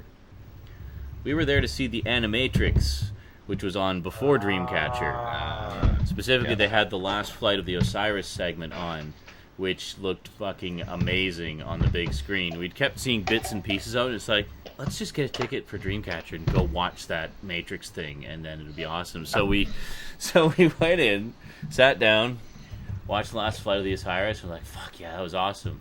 We both got up and walked out of the theater. Meanwhile, as we're walking out of the theater, the lights are just dimming down and the movie's about to begin, and people are looking at us like, what the fuck? It's like, that's all we wanted to see. Of course, I will say right now, you didn't write a review. Not saying a about thing. We knew that they were fully thinking that we had just paid full price for tickets just to watch the stuff before the movie. Right. And we were content to let them think that. Review, I don't give a shit you finished the movie. That's up to you. You know, No. I've turned off movies before. But I wasn't there to see the movie. Exactly. I saw what I was there to see. My main complaint is people like Rex when you get paid to do that shit. Yeah. And walks out of a movie. Like, he should have been fired. Yeah. He's not I fired. didn't walk He out still of has the a job. movie. I thought he was, But- though. I thought he was, Yeah. like, some papers had dropped him. Yes, but he still gets. They were just they were syndicated of his normal columns, so he still has his position at the New York. It's ridiculous. Whatever fucking shit hipper. That's ridiculous. I didn't walk out of the movie, but I did have to take a wicked dump during the second Matrix movie. And During Crossing I your did legs, so. squirming in your the seat. second Man 3? Matrix movie. No, the second one. Second. Oh, okay. And it was... I didn't like the movie. I need to go back and watch it again. But, Now, did you know- not like it just because all your memories of it are No, plagued by no. painful clenching I had sphincter? to go- No, that's a good way to describe that movie. Hey, I like the second Well, Matrix good. movie. Watch. I had to Monica go, Bellucci, and I'm enough just like, said. you know what? This isn't even really that good. And it wasn't what I was expecting. It wasn't really that good. I had a few problems with the logistics of it. Like, that doesn't make sense. That doesn't make any sense. That doesn't make any sense. But anyways, like, I went to take a dump. It was a nice dump. 15, 20 minutes. You remember the dump You know, I more was than like, the movie? hey, I movie that I just paid to see, and I don't even fucking care. I Yeah. get back in, and I'm just like, what the fuck is this? Now, I could still see what was going on. I hadn't missed too much. Yeah. But I was just like, what is this? What is this? And I have since watched this? the entire What's this? movie. It's Yeah. just that I need to There's go Matrix back and everywhere. revisit it. What's this? What's this? Yeah. Keanu's in his hair. What's this? Sorry. God. It wasn't my favorite. I liked the third one and the first one. I didn't. Yeah. The only movie I've ever Well, the walked thing out is- of was Live Free or Die Hard. I was I just just- going to say, just I real couldn't quick, take Metal, it. just 1 second. I mean, the I thing don't blame about the second one is basically part 2, part 1. And the third one Right. is part 2, part 2. It's really Right, one right. big, massive movie. They really do not work as separate movies. You No, they need to don't. watch them as one, I find that 4-hour happens- movie. Like that happened with the Harry Potter thing too. The last Harry Potter movie. Deathly Hallows. The first yeah. part was shit. I'm Yeah. sorry, it was just fucking. Because it's all shit. build-up. That's but- all it was. And the If you second watch part them was good. together, I they bet form it- a cohesive yeah, if you watch whole, it and together, I bet it's awesome. I have seen them. it is a much more Like that. satisfying experience, I think.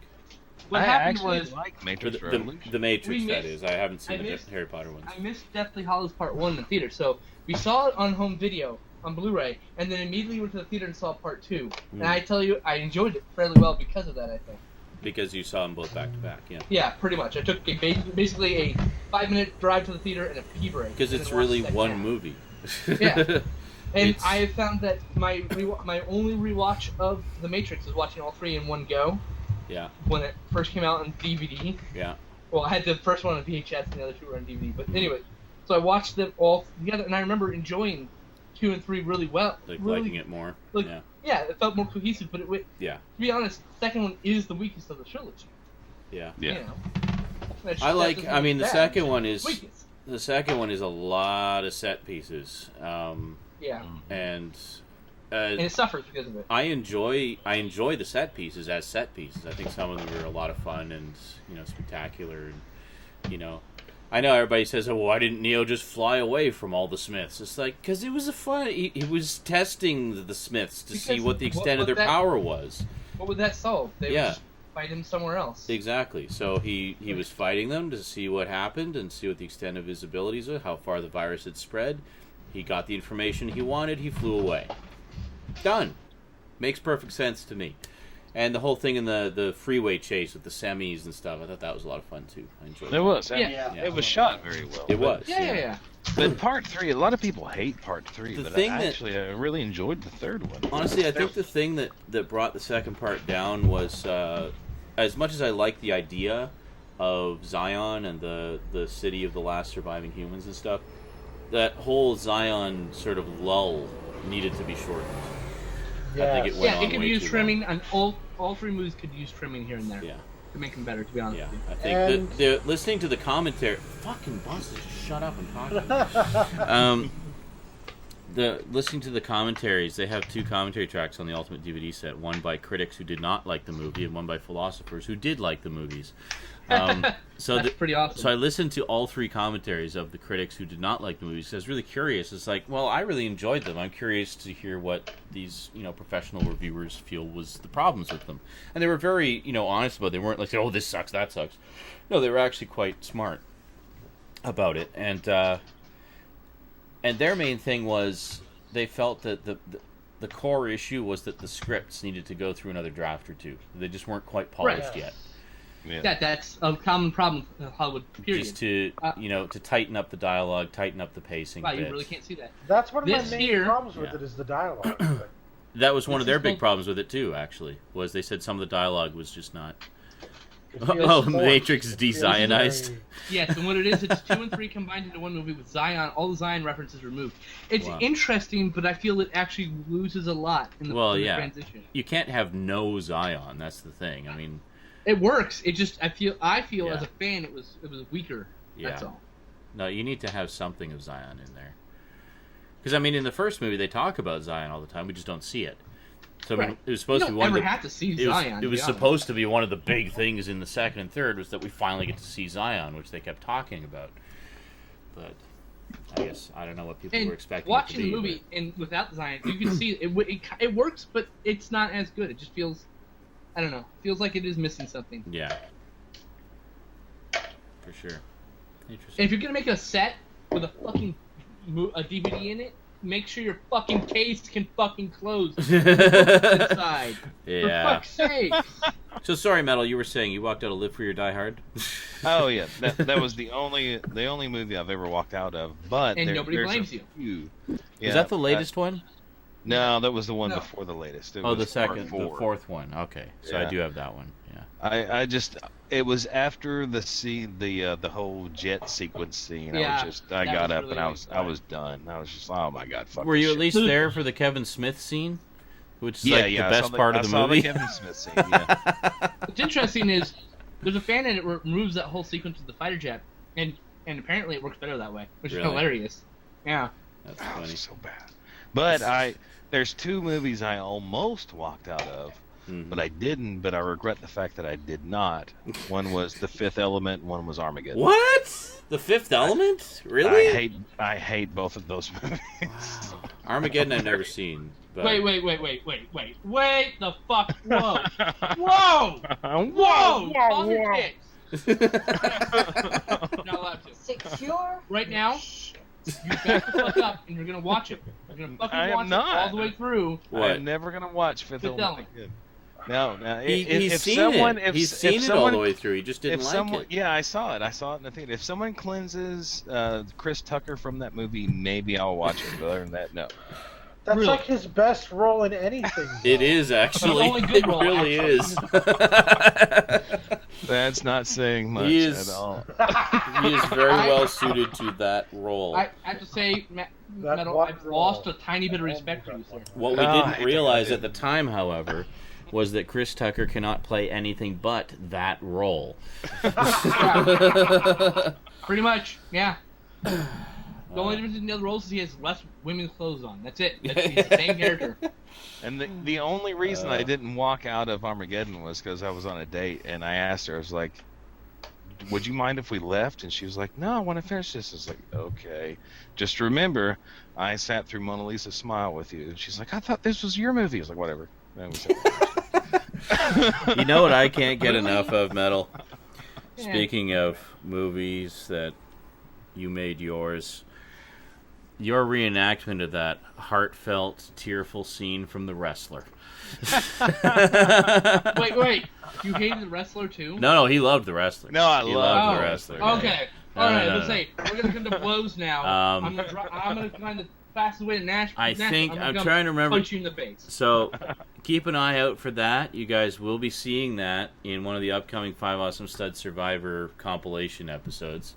Because I think it was the first challenge was to reenact a scene from one of your favorite movies. So actually, I think it's tomorrow's episode. Is where you'll see it. Sweet. I'm still watching that? Yeah.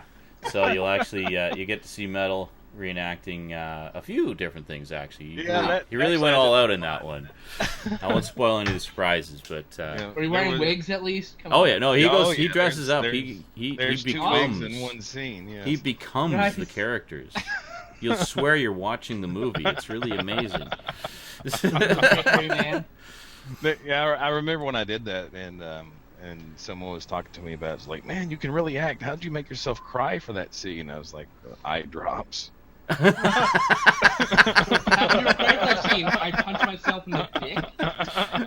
You cried. Cheater. I cried in that scene because I did the only reason a man can cry. He got kicked in the nuts. You just say, I just thought about... Right as I hit play. I just thought about all the starving children in the world. But that made me laugh, so I had to think of something. Wow. And Eric shows us what a heartless bastard he really think is. Of the children. I am. If I remember correctly, that's the space baby sequence, yes. And also the 9.5 weeks reenactment. The inner space child. Oh God, 9.5 weeks. 9.5 weeks, yes. The most disturbing reenactments. That's where I cut that sequence short. Because and I'm like, I'll tell you why it was so disturbing. It's because you did it just a little bit too well. Yeah, that one was a shot-for-shot reenactment. I was getting the most awkward boner, and then thank God you cut it away. Why am I finding this arousing? Zach Correct says, how did you cry? You watched the first 10 minutes of Up. Yeah. Yeah. Actually, no, another one, the movies that make you cry in their opening scene. Star Trek 2009, for all the geeks in the room. When Kirk's father dies. Bad score? No. Yeah, well, the score hadn't settled in yet. It only had repeated the riff about 5 times by that point, so I didn't realize what I was in for. In the lull of this is a new Star Trek. But no, that whole opening scene where Kirk's father gets just blown to bits. It's just heart-wrenching. And the titles haven't even started yet. It's like before the titles, you're already like, oh, I love it. But another one had to get sucked into space so he can train to be Thor. Yes, but he had to. Another one. He died for our sins. I don't know how many of you guys have actually seen this movie, but another one that always gets me during the first 10 minutes of the movie is Lorenzo's Oil. Did you ever see that one? No. Never saw that. Great movie. It's Nick Nolte, Susan Sarandon. Basically, about it, they have this little boy who develops this this rare disease. Like he starts off, he's just a normal kid, and it's one of those things that sort of develops sort of as you're, in that around 10 years old or so, and so it's just one of those really heartbreaking stories. But it's how his parents try to cope with it, and how his father just becomes like hell-bent obsessed on finding a way to cure it, because not a lot of research has been done on it. It's a really rare condition, and he does so much research and accomplishes so much and it's based on a true story. Accomplishes so much in terms of furthering, the road to a cure for this condition, that he was actually given like an honorary doctorate. So it's a great movie. It's really good. It's a good tearjerker. And now I have to know the whole movie. Why am I watching it again?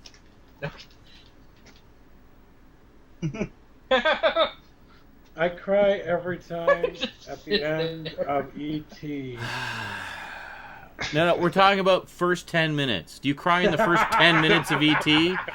No, you're like, oh my God, there's something in the shed. Ah! Okay, I got a story here. Come on, I got a story that's pertinent. First 10 minutes of Powder. I've never mom seen gets hit Powder. with lightning, right? Baby's imbued with supernatural retard powers, right? I start crying. I'm so fucking sad. Super retard. It is a sad movie. Here's the thing. I'm not even sad because of this. I'm sad because I really have to sit through the rest of this movie because I want to date with my ex-wife at the time. My wife at the time. Well, not my wife, my girlfriend, who later became my wife. This is when you were And dating. I look over and she's crying, and at the end, we're like, "Wow, you cried tonight. You must have really enjoyed it." She's like, "Yeah, you too." I'm like, "No, I was crying because I had to watch the rest of the movie." Like, "Yeah, me too." And I knew right then I had to marry her. There you go. And then 7 years later, we were married, but still. Yeah. You knew right then you had to marry her. Eventually. There's another one. I just thought of another one. Crying during the first 10 minutes. Fuck, and I forgot it. Fuck. Damn it! It's all because of Stout. Raptor said, "I cried during the first 10 minutes of Dark Knight. All those poor robbers. Why?" All they wanted was their fair share. Actually, I was watching I was watching Kill Bill Part 2 today, and it made me tear up just a little bit in that scene to where she's about to kill Bill, and she walks in the door, and she sees her daughter for the first time. Oh, Yes. That's No, a great Jesus, scene. you're getting old. Metal. Well, and similarly, No! What the fuck? Similarly, in Kill Bill Part 1, when she comes out of the coma and realizes she's not pregnant anymore. Yeah. Because for that's her, intense. it's just like a few minutes has passed. So she doesn't know what happened, and it's brutal. Yeah, great stuff. Kill Bill, my favorite Tarantino movie, period. That woman deserves good. revenge. Love those movies. We- Absolutely. die. She absolutely deserved revenge. Yeah, that line right there. I watched it when I was in the theater. That line right there gave me chills. Yeah. Like, Michael oh Mann. Jesus. That woman deserves her Goosebumps. revenge. I got goosebumps just and thinking we about it. deserve God to damn it. die. Yeah. Michael Madsen delivering one of the coolest fucking lines ever. And he got to deliver it twice, because it was in the preview at the end of the first one, and Yeah. then the actual scene in the second one, Yeah. which is great. But, I actually think the second one's better film structurally, and the first one's a better film action-wise. that's exactly what they are. Yeah. Well, I mean, Yeah. and the reason being because the first one put so much into concealing Bill from us, so it's more about the action and dealing with the other members of the group. But then the second one, we get the whole story of Bill. So, Yeah. necessarily there's a lot. I like that it was structured like that. It gives it a different kind of vibe. Rob Jensen said, "Nearly cried when Matt's father died in Daredevil." That's because you're a pussy, Rob. It's okay. Raptor cried. that was at pretty the beginning of sad. Alien 3 because he realized Newt would be gone forever. And then you also realize you got to watch the rest of that piece of shit. Yeah. Zach says Uncle Ben's death in The Amazing Spider-Man was much more impactful than in the first Sam Raimi movie. What? Okay, I Zach. completely, There's the fucking door. Get the fuck completely out. disagree No on wonder that why. one. I have to go Yeah. take a shot. And just Completely. kinda like, No. You're done. You're I dead to me, Zach. and You're my dead to brother me. Cass, if he would get off the fucking phone, he could back me up on this. Daddy, come back. We were both tearing up. We saw it in the theater, and we were both tearing up, and we're like trying not to look at each other. It was like during that whole thing, and then in The Amazing Spider-Man, I was just like, oh, they didn't do that anywhere near as well. You know what made me sad is the fucking comic book. Yeah. That's the one that made me sad. First 10 pages. 'Cause, No, you know, Patrick's just asking, do I want the records to the votes for FAS Survivor? No, I don't need that because I've got the video where I did the tally. Hey! So I don't need that. It's not important.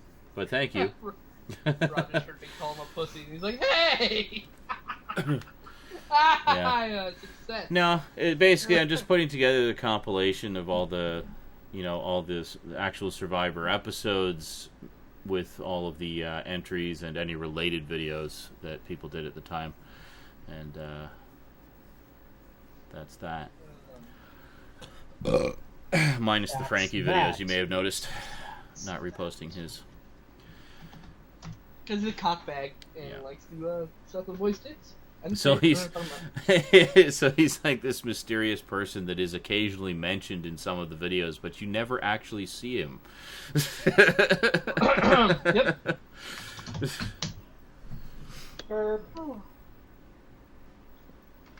But the main thing, anyways, about the episodes and the entries the competitions and stuff, which were awesome. Awesome. Yeah, Zach, I see what you're saying, but you're wrong. Zach said it was more impactful to me because Peter was much more directly responsible in Amazing Spider-Man. Yeah, and you know what? I tell you, Peter not stopping the burglar in the first place, in the first movie, makes him directly responsible. Yeah. Because he could have done Well, the and right that's right thing, out of but the the wrong comics. thing was punished. The thing, Yeah. okay, what made it more impactful for me in the first movie was the fact that his last conversation with his uncle was his uncle trying to reach out to him, and Peter basically throwing it back in his face and saying, "You're not my father," and then he storms away. Then he doesn't stop the robber, and then the robber ends up killing his uncle. So That was he does brutal. Two wrong things and gets punished for it. So there That's was much so karma many right there. levels to the pain in that scene that, you know, and it got the vibe right as far as it being, because in the comics it's as simple as he doesn't stop the robber kills his uncle. You know, it's not like outside the same building in the comic, it's back at their house, but still it's the same thing happens. That's because Stan Lee, for all his great ideas, is not actually that great of a writer. He has great ideas. He's an idea man. But now speaking of which, okay, so the new Spider-Man movie is supposed to have the death of Gwen Stefani in it. If only that were true. We don't know for sure. That's the rumor. But there's screenshots of her dressed in the same outfit to where she gets killed and all that stuff. Like the outfit Yeah, from it the could be comics. allusions to it, and it could be them just sticking with us too. Yeah. It's entirely possible, yeah. But I think that's one of the coolest character arcs in his storyline. You're prepared to have it all fucked up by the movie, right? The Revenge of pretty the Green much. Goblin, or whatever it was. Green Goblin's Yeah, Last yeah. Stand, I think it was. Yeah, I think that's right. Yeah. Yeah, and Robert said, plus Spider-Man fights Randy Savage in Randy They Spider-Man. So kind of did it in the first Sam Raimi movie, but minus the Gwen Stacy part. Like, the final battle between Green Goblin and Spider-Man had a lot of moments taken right out of the pages of the comics in that. But it'd be interesting to see if they could do that whole story in some way and do it justice, or at least hit the major beats. the kids in the chat room are going on and on about Amazing Spider-Man. I'm ignoring them. About what? Amazing Spider-Man and how Oh. it was more impactful. They're wrong, so I'm gonna ignore them. So. They're too young. They just don't get it. It's okay. We're old fogies. We understand it better. It's life. Rob says they won't kill Gwen. She's way too popular in this universe. Yeah, that's Ah. good. No. Maybe. It's like the new Doctor has to be a young, hot guy. But here's the thing. They could have Peter dream about just holding her or whatever like that. And it could be an No. illusion for a third film. They're gonna kill her. That's all they've got. That's all they've fucking got. Oh, that's so. Gwen Stacy Doesn't mean only they're gonna do it. exists to be killed. Again and again and again. So sad. Yes, J.K. Simmons as J. Jonah is perfect casting. He was so fucking perfect. What? Spider-Man? You know, like, oh god, you sound exactly what I think you should sound like. And you look like him! The only problem I have with this generation of kids is that they're getting everything they want. They're getting everything they want. They're not being told no to anything. And that goes in terms of storytelling too. They're getting everything they want. I'm sorry, I missed the first half of that because for some reason I I didn't said- start hearing you. The only thing I really don't like about this generation of kids is that they're getting everything they want, and that goes for storytelling too. They're getting everything they want. Getting They're not being define that? denied anything. substandard storytelling. What do you, 'Cause it's no, what but what do they you mean? want. Like, can you explain Fucking that a little bit? millennials. For God those who may damn. not understand, like the millennials may not understand what you're talking about. Elaborate, please. Well, for instance, a character that might have died in something produced in the 50s or 60s or something like that, just to like break your heart or something like that, they're not willing to do that anymore. They're not willing to take that kind of chance anymore because, they're afraid they're going to lose the almighty dollar, the almighty fucking dollar. So Yeah, they money give talks, them bullshit exactly walks. what they want, and they will not give them anything they don't want because they're afraid of losing money. So this generation is just getting everything they want, and it's not just storytelling; it's just fucking In everything. general. Like, Speaking in terms of speaking of technology. this generation, just slightly different to go in a different direction, but I was going over an old seminar that I'd given a while back about generations and how we're Generation X, you know, then there was the baby boomers before us, and then there was the Generation Y that was after us, but they don't actually exist anymore. They turned into the millennials. But it made me think about the fact, and this is a problem that cropped up a long time ago, was how we talk about, you know, I love the 80s and I love the 90s, and we always make fun of, you know, you got to be a 90s kid to remember this. Yeah. It's like there's nothing past the 90s. It didn't work. we talked about what are we going to call the generation after the 90s. You know, what decade is this? Mm-hmm. There's nothing. Nobody says anything. They don't call it nothing. There's not the teens or the generation. the 2000s or They the just the call it teens. the millennials. Generation. Here's Yeah, the thing. But If you were born between 1980 and 1988, you are not part of millennials. You can't be. You're between those two. You're between Generation X, because that ends in 1979, right? And the millennials start in the 90s. So I call them Generation Next.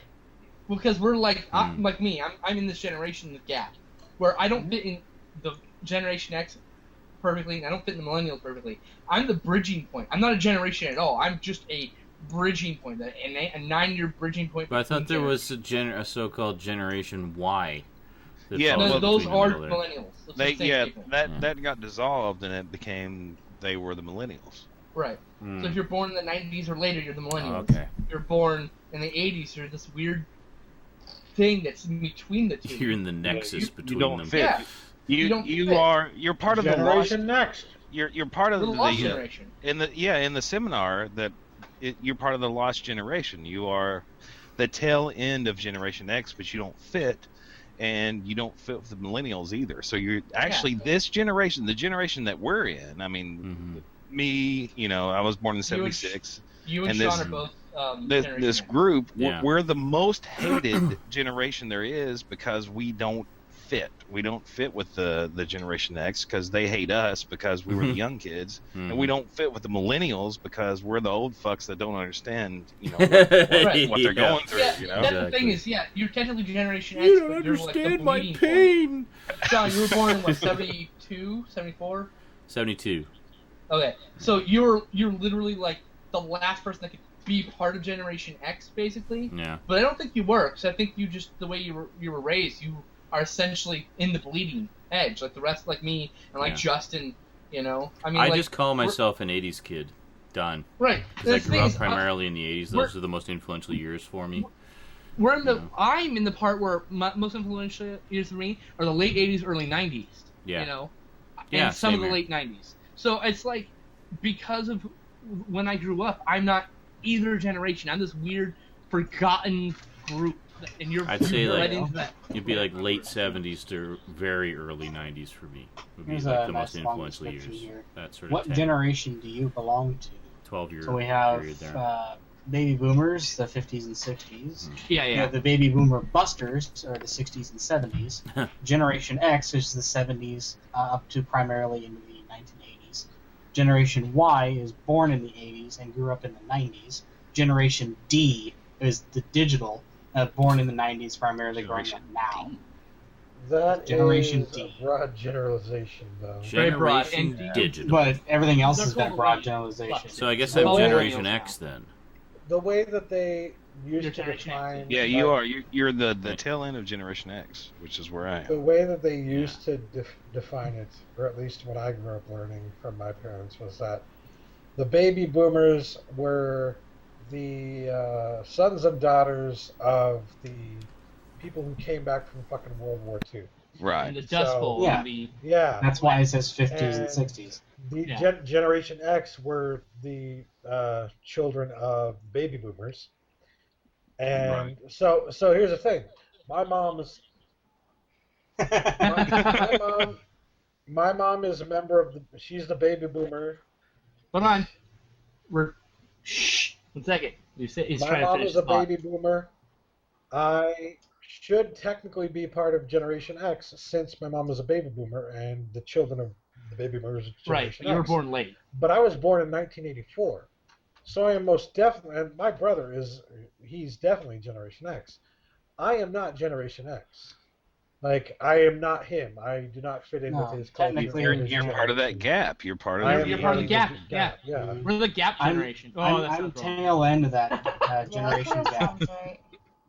Gap generation. I'm literally 1 year My off. mom was From, born in Generation 1970, Y grew up with the internet. I didn't grow up with the internet.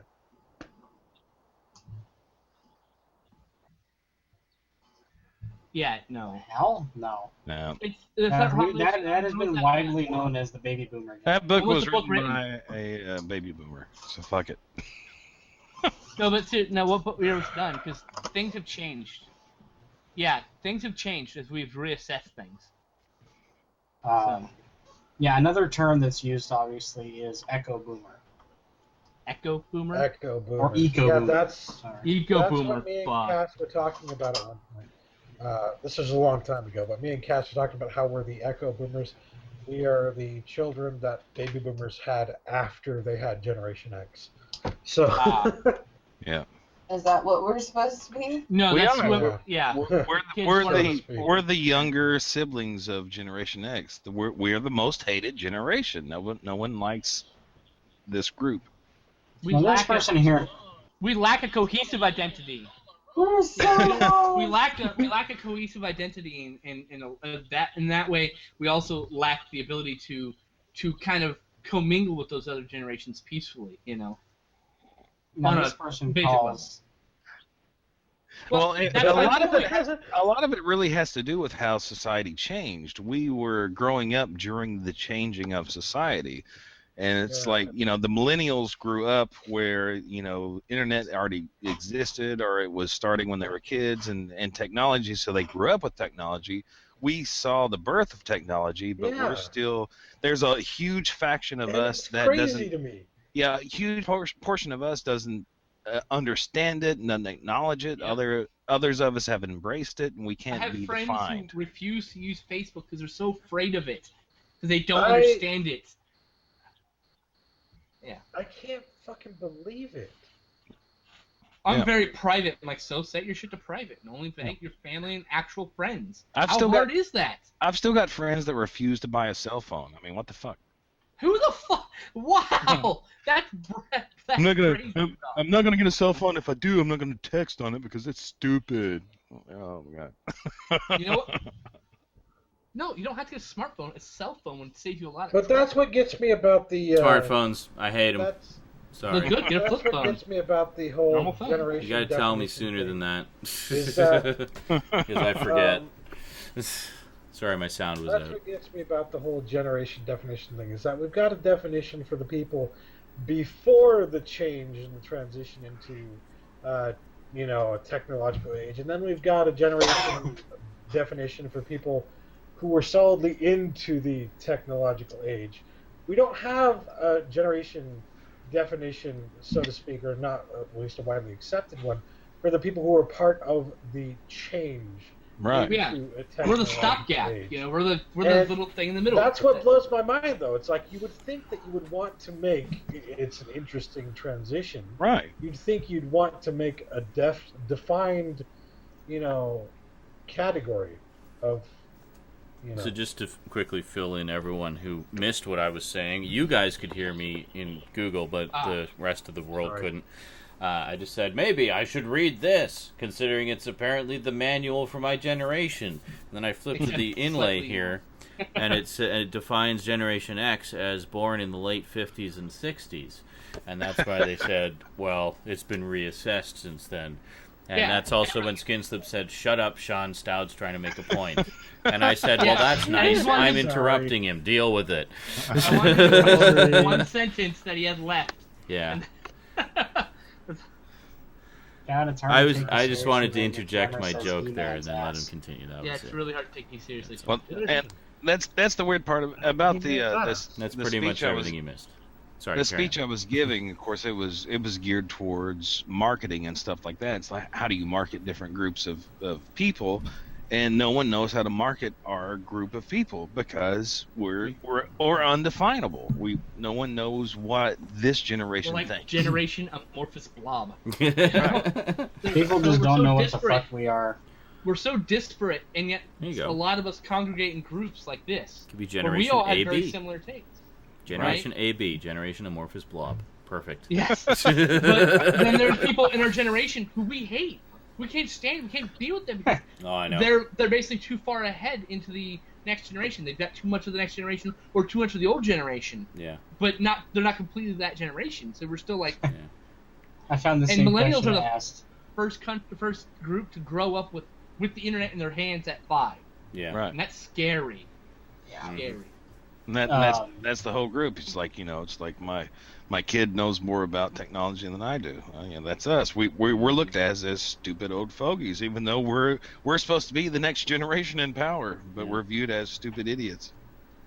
Well, I don't know. I don't put this Wii stuff. Eric, I understand Eric, technology. trying to say something. I don't know I what was just you've saying been here doing. that, I found a Yahoo question that was asked, and it said, "What is the generation born in the '80s called?" And at the very bottom, one guy just put punks. I saw one a comment said, "Can you hear me back there in the '50s?" Punks. It's just like, I mean, there seems to be a lot of generation definitions that it seems people Well, no. have. he What could- the fuck Wait a is minute. that? He could be referring to punk rock, which was pretty big in the Well, 70s. he he just says says punks. punks, That's a genre. That's not a generation. No. That was Anyway. a small movement. Two Of course. different things. So far, what seems to be consistent is, Generation X seems to be the 60s to the 80s. That seems people in between there. Generation Y seems to be 80s and 90s. And then I heard Z, which is what this one is saying in D. So people seem to have their own opinions of Digital. 90s and 2000. Digital or just Z. And Yeah. so I think we can fairly conclude that if we have to categorize everybody in this room except Sean. Raptor says, bring back VHS and let a gallon of milk only cost $1.50. Amen, Seriously, brother. About that gallon of milk. Absolutely, that should totally be $1.50. Wow. Yeah, I did get a hard on, Sean, when I saw your video and you were showing your current setup and you had 3 or 4 VHS players hooked up. I was like, Yes. Only 2 of which are actually fully functional. But one of them I can use as a limited audio mixer. Well, AC said, for a new generation to arise, the previous generation has to have been old enough to be the parents of the new. Yes and no. Yes. Just yes and no. The big thing is millennials are starting to have kids, and that scares me. When I see a millennial and their child in a store, and the kid just being crazy and doing whatever, and the mom's just on her phone saying, "Stop doing that. Stop doing it," but not displaying the child. Or they're I not fear even for the acknowledging world. the child. Even worse. I see Yeah, that all the worse. fucking time. It drives me Yeah. crazy. It's even worse. It's like, you know why your kid is acting like that? Because you're not giving him any fucking attention. Right. you're on Like, your it's not phone. so hard to... I mean, all most kids want is just a little bit of acknowledgement. Just validate my existence, That's it. Say Just hi. to them Listen. for like 2 minutes. Yeah, and go on listen to to them tell you their story about going to the playground or whatever, and then get back to your thing. Like whatever is so important that you They decided. just want to be a part of your life and to share their lives with you. It's not that difficult. I listen to Rosie all the time. I could be doing something on the computer. She'll come over and ask me something. I will drop what I'm doing and I will turn and I will, look her in the eye and listen to what she has to say. I do feel, though. I feel Not this difficult. generation. I feel I'm part of a lost generation because, and I will stop this rant after this comment because it's grown stale. But it was something I thought about today. But it was just like, it's like I can talk about when I was a kid, and it's like there were, you didn't have computers unless you were in the computer lab at your school, and you had 3 Doomsday. TV channels. Yeah. Sorry, that was the other movie that made me cry in the first 10 minutes. Doomsday. Oh, Doomsday. Like, what the fuck just happened? Carry on. wow. That didn't fit in at all. We're the Doomsday Generation. But it's like I feel more connected to the older generation because I remember growing up to where you only had a few TV channels and you had the switch on you had to walk over to the TV and change the knob to change the channels and all that shit, and you were actually riding your bikes in the neighborhood and playing, Told baseball. to leave the house until fucking sunset. Yeah. Right. Yeah. But now Get the fuck out of the house. We don't want you here. Yeah. But now, you sound like an old fogey when you talk about that with people that aren't that much younger than you. But then again, to talk about that, you have to talk to people that are quite a bit older than you. So it's just this weird conundrum. It's just like... I know that Like- feeling because, like, I grew up And I- generationally confused because I grew up in We- my grandparents' household, which was, like, trapped in, like, perpetual, like, 70s and early 80s Yeah. forever. Yeah. We are Generation Existential Crisis.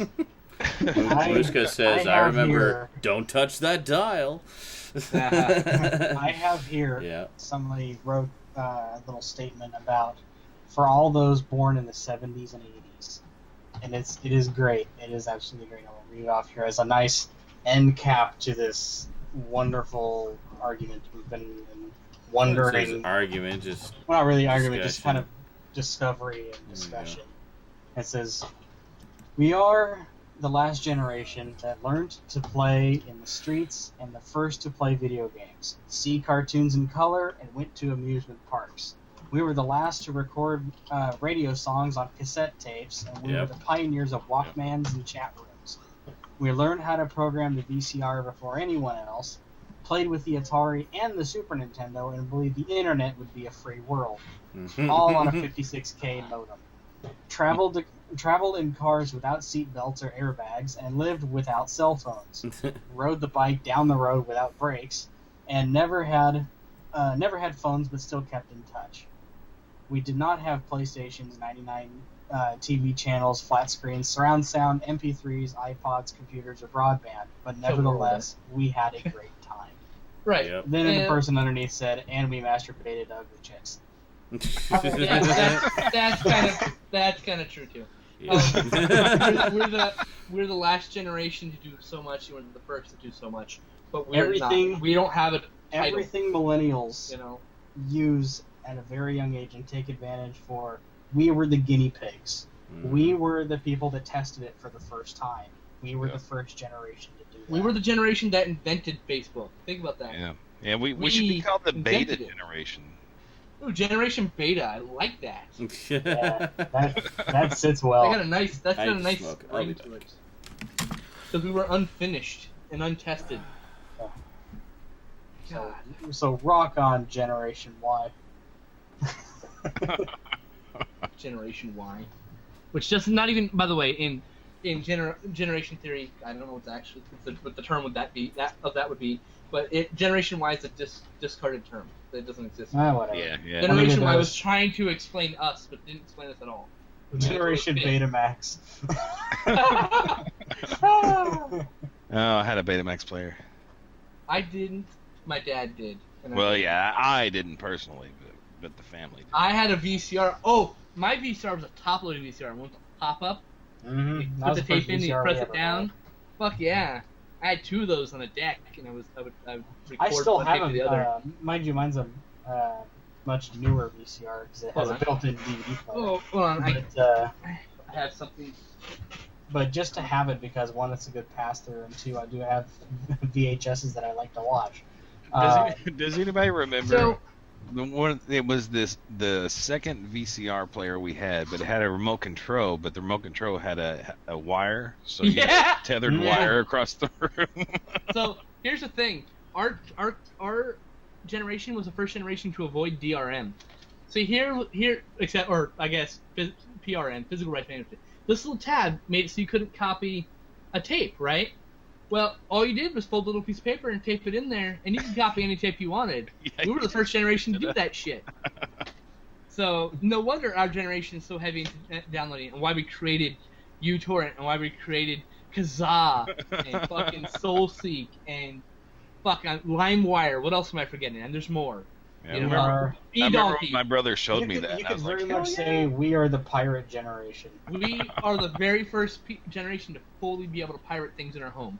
Now, there were, when tapes came out in the 80s, or late 70s, I can't remember when cassette tapes came out, maybe even whatever. That's when they started recording off the radio. But rarely were you able to record an entire record on a tape unless you were like an audiophile and had all sorts of cables and shit. But all this took was 2 VCRs, bitch, and a little piece of paper and tape. Yeah, man, and tape. It's like, yeah, God damn it. Napster. Thank you, Muska, and AC for Napster was the big one. Oh yeah. Damn it! Yeah, I fuck was Metallica. I was a Toys R Us kid and an Oscar Mayer wiener. Damn it! Does anyone know if there was a? Could you record your own 8 tracks, or were cassettes the first time you could do that? No, you couldn't record on 8-track. No. Yeah, so that's the other thing is all those little cassettes you could re-record over them. You could buy any commercial cassette and record on them. Well, that's what me and you were talking about the other day. Skin Slip was about how Napster, going back to Napster and how they made that illegal was because you could, mass. Right. Oh. Sorry, no, you just we broke record up. each other's tapes and we record repeat shit that? off of the radio. What we were talking about the other day was how Napster went down was because all the music industry went after them was because everybody was sharing music. Well, that's what we used to do back in the day was we would record each other's tapes and we would record, shit off the radio. Right, and that's actually not illegal. That's 100% not illegal. You can do that. That's I remember trading. It's when you be able to share to hundreds of people you don't know. Right, which it did, that was the point you made, which made sense to me because I was questioning, the validity of the argument, but you're like, now that made it more mass-produced, so you could share your catalog with hundreds of thousands of people. Right, and they were busting people in the 80s for selling things like that, or even giving them away in large quantities. Do you remember the backlash of the Home Alone Talkboy back recorder? I had that. I did too. The whole big stink about, actually, that was one of the earliest things I'd ever heard about government cracking down on any form of piracy. In fact, I didn't know it was piracy back then. I just called it copying. They cracked down on it, and there was a big stink about it just because the damn thing had a microphone. And it was actually a fairly decent microphone. And it actually had really good electronics inside for the cost. And it had a fairly decent mic with a very good playback technology on it. So the people were saying it was just making kids easier to record things off the radio and steal and blah, blah, blah, blah. Well, and we weren't doing that already. Yeah. But that was the whole big, what are you, stupid? Yeah, and that's why the toys kind of hard to find, so we called huge chunks of them. And then we released it when the next Home Alone came out. But I had the original. They did recall it temporarily because they had like a cease and desist. Yeah. So they recalled it and then they brought it out a version 2 with a lower quality mic. Yep. But I had the version 1 that had the really nice mic on it. Yep. The version 2 was, I believe, blue, and the version 1's silver. Yep, mine was silver. And mine was silver. Yeah. Oh god, that was like 93. When I think back. Ketchup chips. Yes, and I had a dual deck boombox. Cool potato. I had a dual deck boombox, and then I later got a cool potato. It was a big Christmas gift. It was actually the family Christmas gift, but it stayed in my room for some reason. But it was something else that I still have. Anyway. It doesn't matter. That doesn't mute me in the stream. It doesn't mute me in the stream, it doesn't matter. I have the stream muted as well. So. Well, it's great. It mutes it for you. Well, I'm talking to Skin Slip. Oh, okay. But yeah, in like '96, we got the new family boombox, and it was one of the new technology that had a CD player on it. It was one of the top loading CD players that you click and it clicked down, but it still had the front loading dual deck cassette deck on the front. We still have it, and it still works. Potato chips. Okay, so one of my friends on Twitter, the leader of the Horror Honeys, which is a whole female horror review website, great stuff, said, yeah, I'll be skipping that stream because I teach those little shits.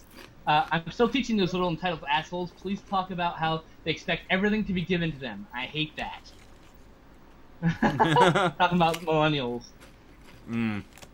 And then one of my other friends, Amber, says, exactly, why do people nowadays think they're entitled to everything? Yeah. Yeah. Oh, fuck, dude. I get that on my YouTube channel.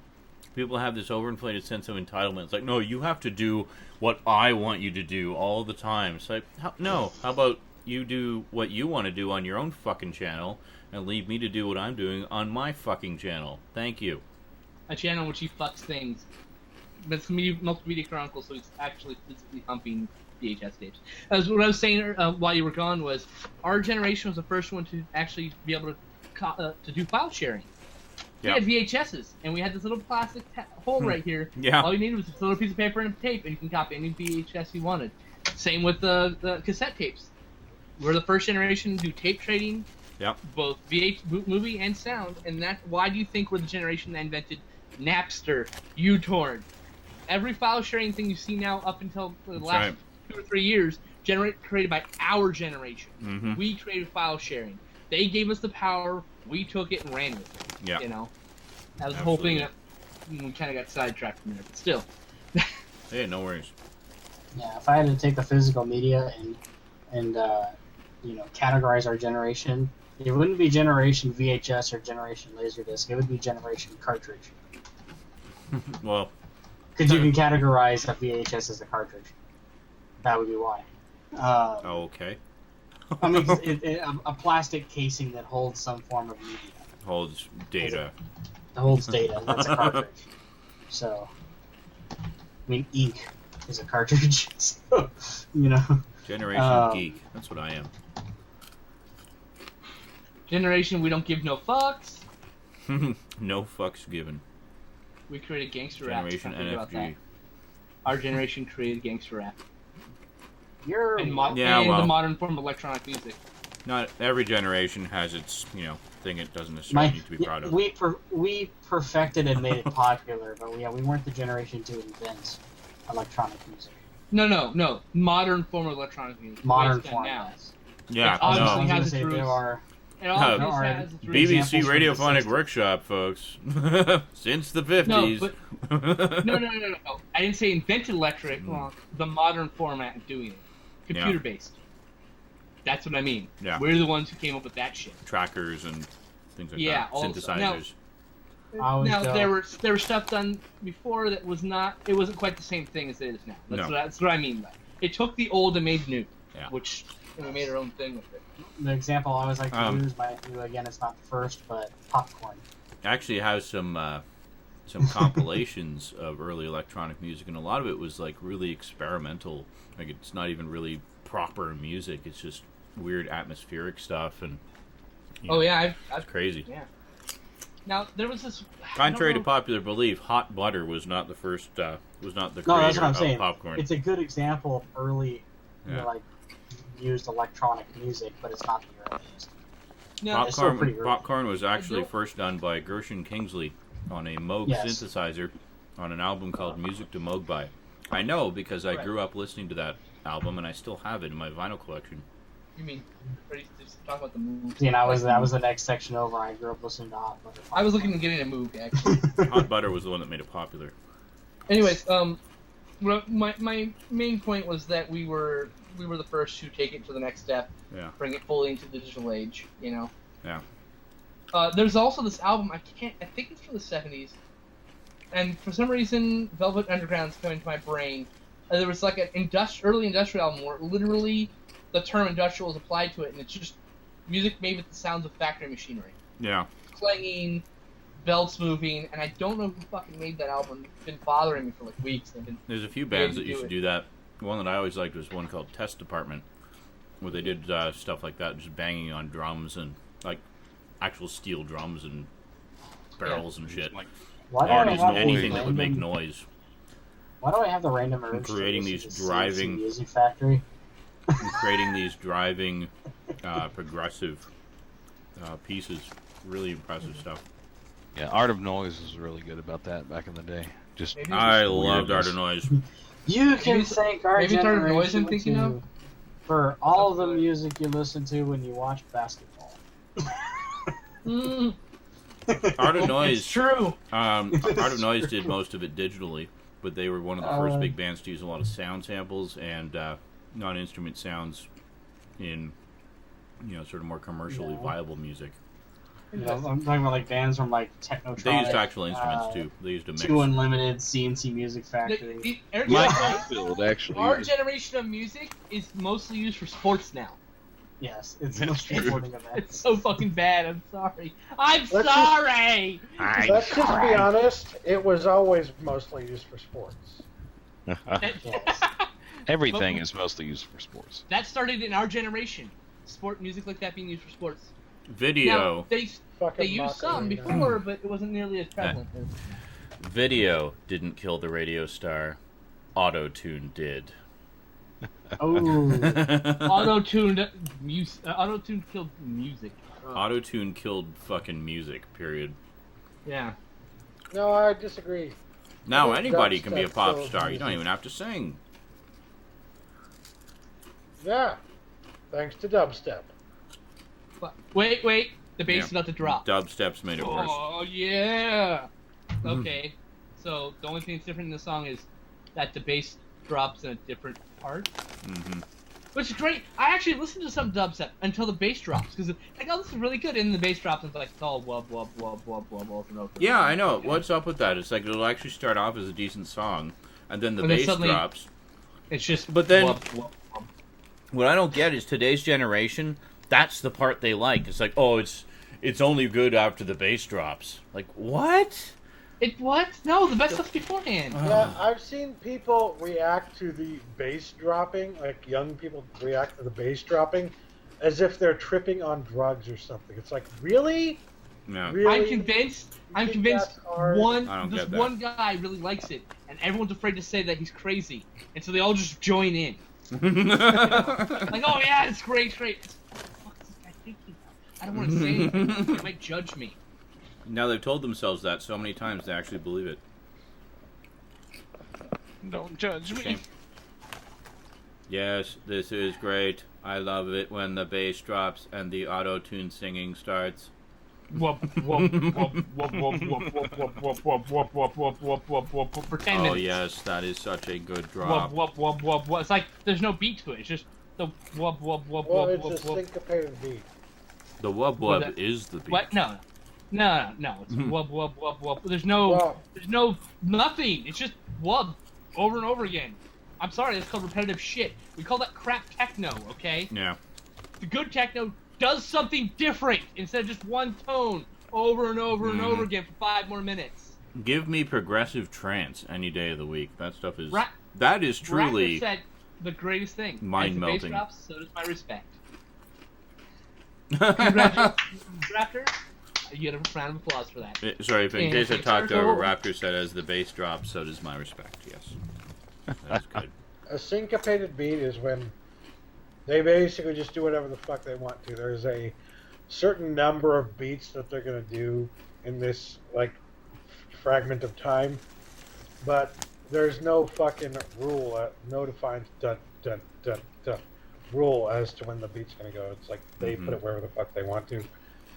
And I don't have a problem with that, so long as they, switch it up a little bit, and they never do. And No. like they always switch up where the syncopated beat is, but they never switch up what the actual Syncopated beat is, yeah. music is behind it. It's just the Zach like, part. Mhm. To be fair, our generation also was the generation that first put giant fucking bass in our car. We're the first generation to do that. Yes. And I'm sorry. I'm so sorry. Mhm. God. we killed MTV. Our Yeah. generation killed MTV. We gave birth to MTV and then killed it. And simultaneously killed it a few years later. Yeah. Like, yeah, we created MTV. And the current generation- What would we do? Current generation is on the ensured way that it out. stays dead by watching shows like Jersey Shore. It's just a vapid, sad human being. But I do remember So I'm not having days kids. as a kid sitting around watching MTV for I do fucking too. hours. Yeah. I'm afraid. Here, look. Here's I the reason why I'm not remember having when kids.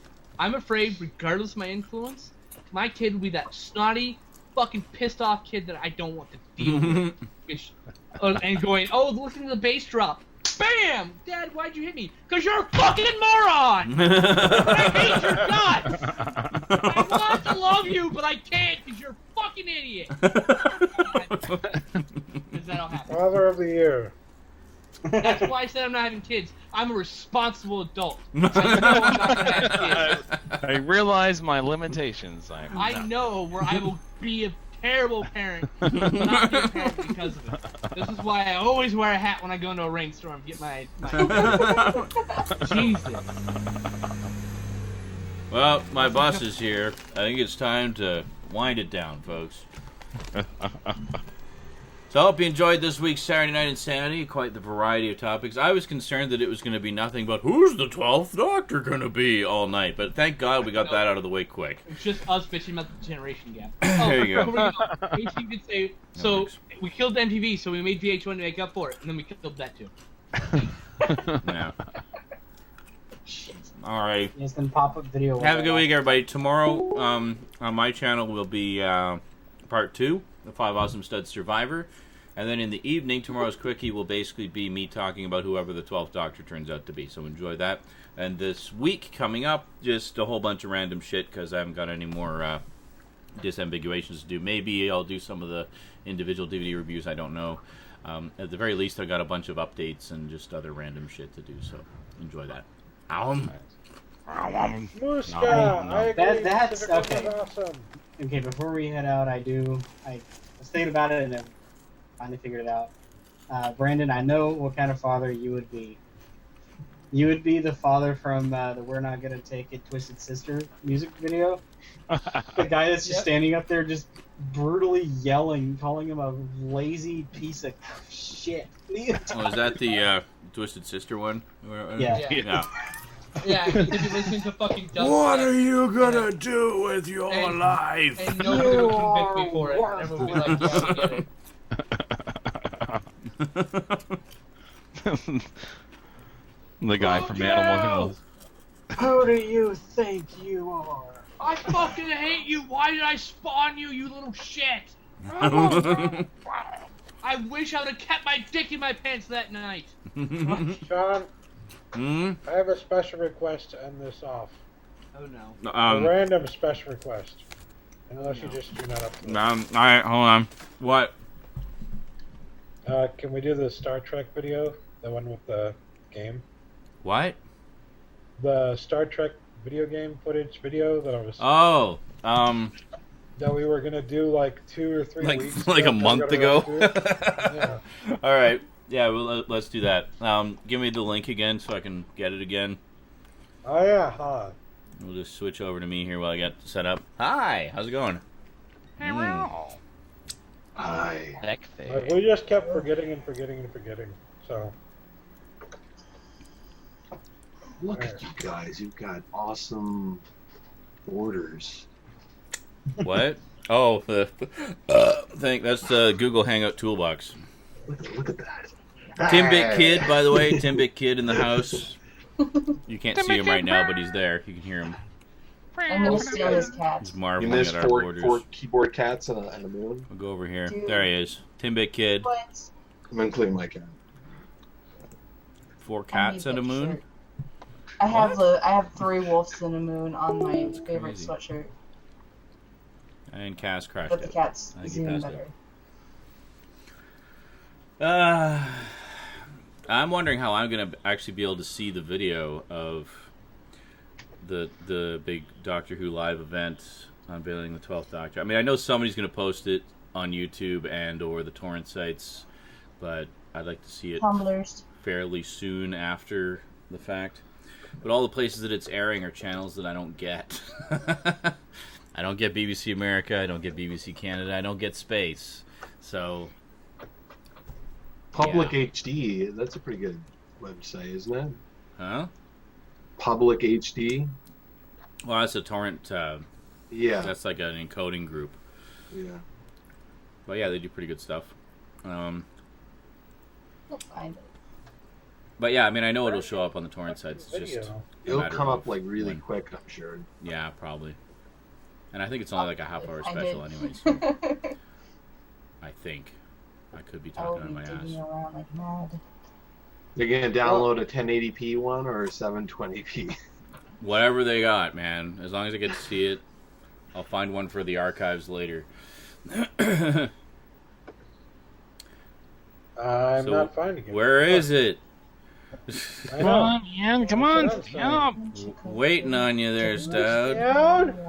Oh, here it is. I found it? Okay, hold on. Back to me. Paste. Raped and bleeding. Okay. Nice metal. Let's try to be as PC friendly as possible. Damn it. You're so good at that. Hold on.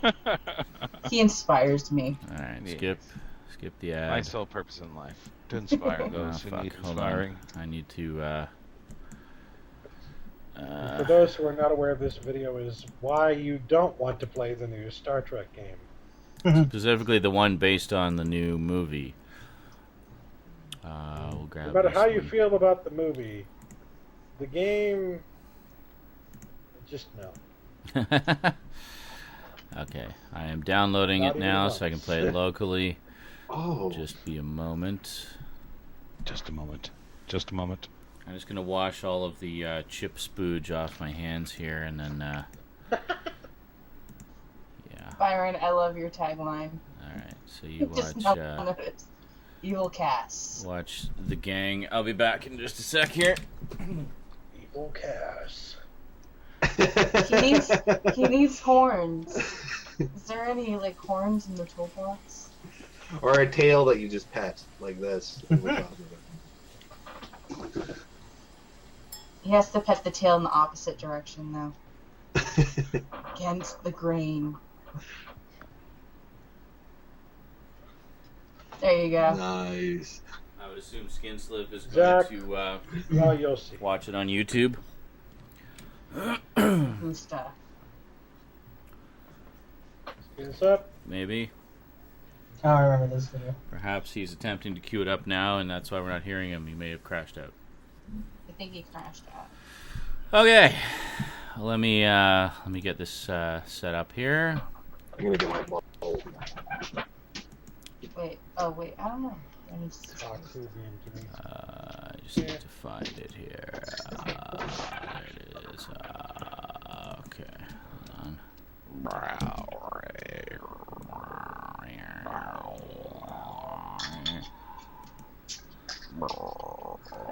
on. Twinkle toes Adam.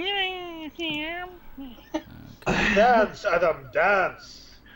Do the one, two, three. River dance Adam. Adam. Here, he Okay. can dance with Aki. You're right next to me. We can actually God make them damn work it. out. I'm like reverse. What the fuck? It's like that. There's that Robot Chicken one where he goes, I go flat He like went. That'd be is. awesome butt. I'm just saying. Thanks. He goes, Michael Flatley is the Lord of the Dance. Then it goes, Darth Vader is the Lord of the Sith. Too much food. And they're just sitting there like river dancing next to each other. Oh yeah, you could. You could definitely.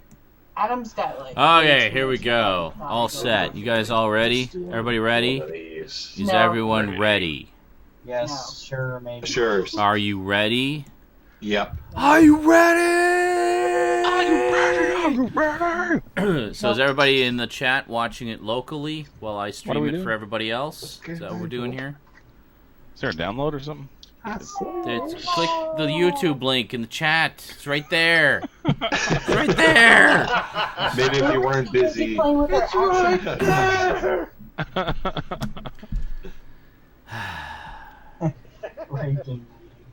This is a preview of what what really happens behind the scenes before movie gangbang. Yes. Oh, we're watching a movie? Oh, okay. Except for it lasts about 2 to 3 hours. That's right. Okay, so is everybody queued up? Is everybody ready to go? I guess. Yes, Mom. Yeah, All right, just hold on a second. Yes, no. Hold on, You 'cause ready? I'm hungry. Hold on.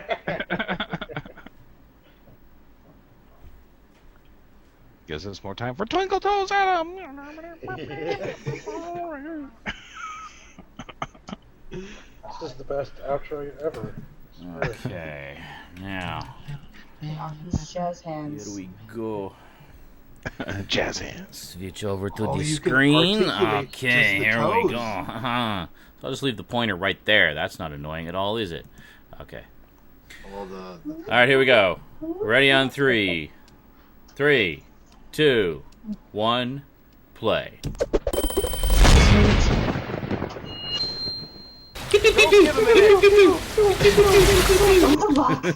Again. I did it again.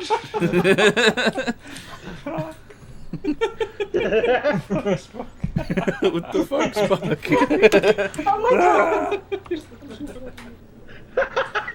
Oh.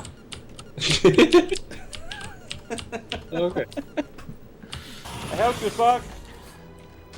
Basically, they're showing us how ridiculously broken and glitchy this game is. I'll put you on the In addition to just having I fun can crawl out fucking of with each fire. I can put you back in it. other.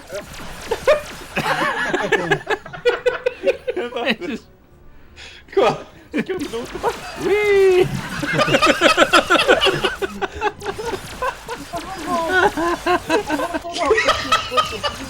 Ef við gerum þetta beint upp til hægri og síðan niður til vinstri. Já. Og svo í... Þetta er svo Saturday Night Live. Saturday Night Fever.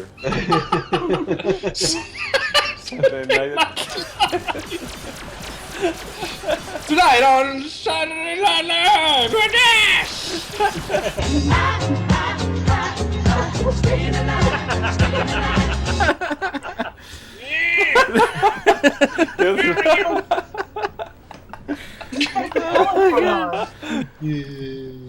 Ross Southey says, reminds me of Gmod. The funny thing is, What is our status? this is the game. Tell me. This is the actual game. No mods required. You must enter the It's spaceship. this broken. Yes. Leading the way to Adam the has spaceship. competition Oh my for god, Twinkle terrible Toes. timing, Google. What Terrible timing timing. is, Sorry, sorry, sorry. It's on There my we go, okay. he's retarded. There we go. Alright, let's move. Crouching. Crouching. Crouching tiger. running man. I'm the crouching man. I'm fabulous, Spock. Adam's got competition. I'm fabulous. Why can't I join you? Hey, I joined you. We formed the ultimate human.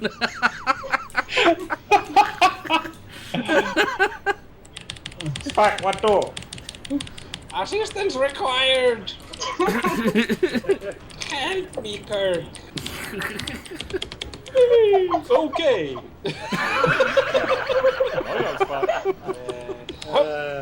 There we go. Ég er bara aftur í saman böggin á það. He can't. He's just... Hvað er í gangi núna? Bara spinning. Það varst bara spinning.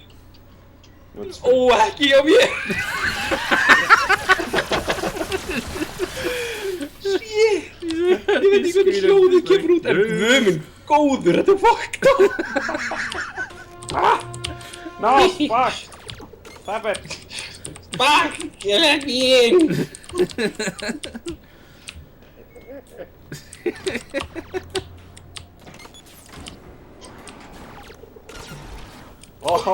I sure showed you locked myself out.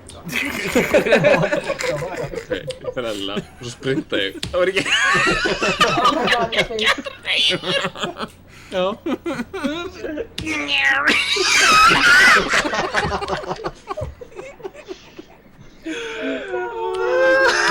Fuck no! Fuck no! Kirk. Genius!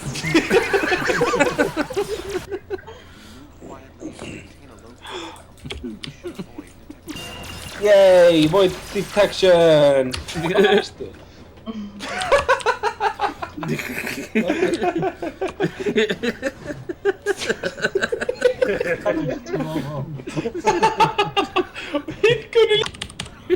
Spark, pick up the pace. I'm trying to push it. Whoa! Uh-oh. Oh, monster! Oh, monster. Rawr! I'm angry. Angry monster. Angry monster! Þetta svo auðmikið skot, maður! Já, ég get ekki fyrir. Click the F. Click the F! Click the F to sprint! Spark! Spark, what are you doing? Þetta er ekki neitt. Jú. Ah!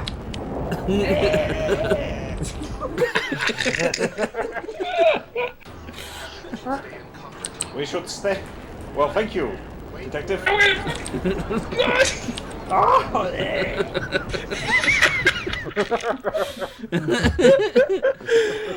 er eitthvað floating. Nei, við heldum við spónum samstað. Hérna, hlaupt þú á undan, svona eins og ég gerði. Og horfði á mig deyja. Þetta er hlægir. Það ert þú. Where are you? Ok. Ég fór vitlis megin. Nei, já. Biggi! Já. Biggi!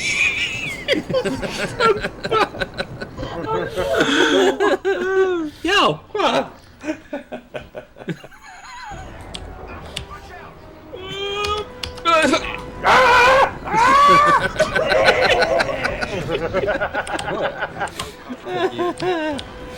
Biggi!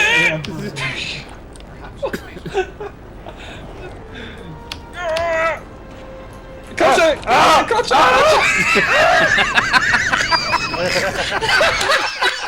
Just like, crouch! Crouch! Cover. Let's go!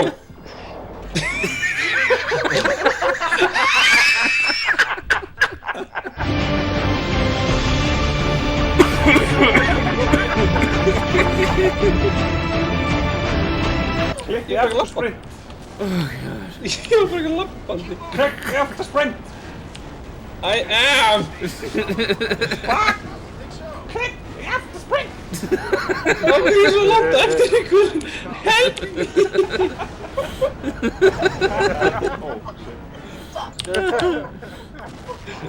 Ó, allir ég fyrir framan þig. Fucking hacks. We have a problem. Is problem. Problem. You must come. We see for yourself problem. Why you dead? Why you dead? Yeah. Nei, what the hell? Ég var komin framhjá. Hvað var þessum? Whoa. Já. Oh my god. You were stuck.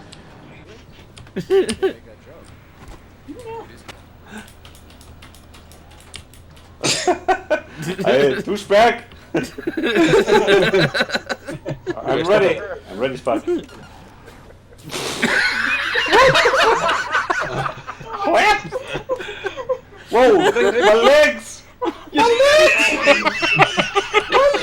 Bara högt mér. Look at my feet!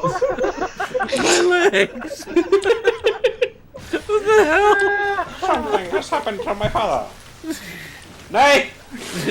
Biggi, no! Kannski getur hlaupið yfir alla leiðina. Let's go, let's go.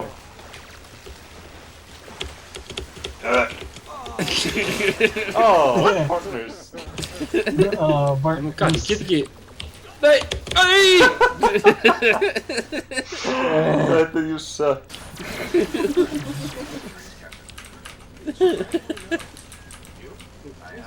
What? Here we go. Fuck? What's going on? What?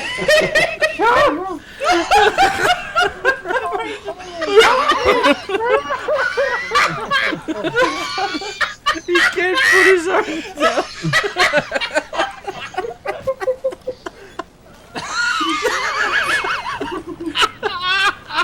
Hanging on. Hanging on.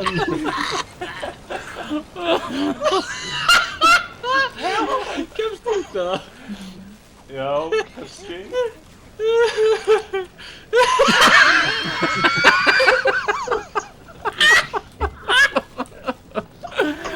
Oh, my face hurts.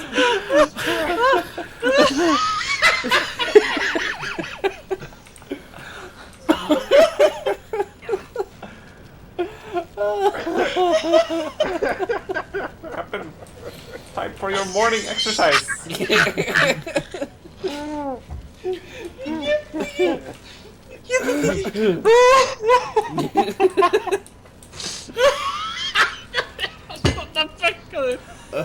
Vad passar det så?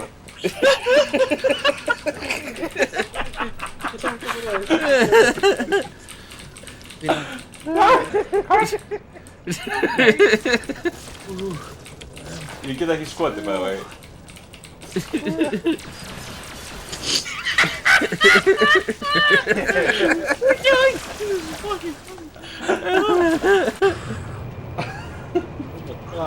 Cutscene stops the bugs. Oh, thank God.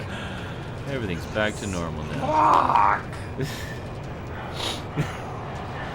Khan!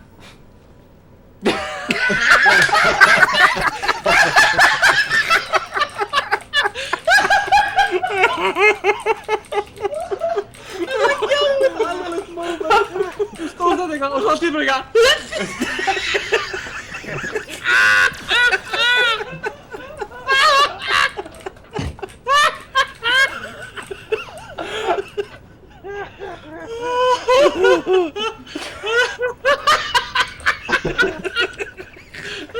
Fucking... Oh, God, þetta cutscene.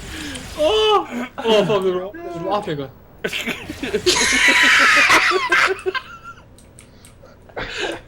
Getur við hjálpað?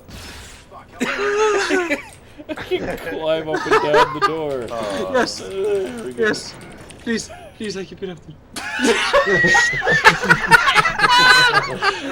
What the hell? Fuck off.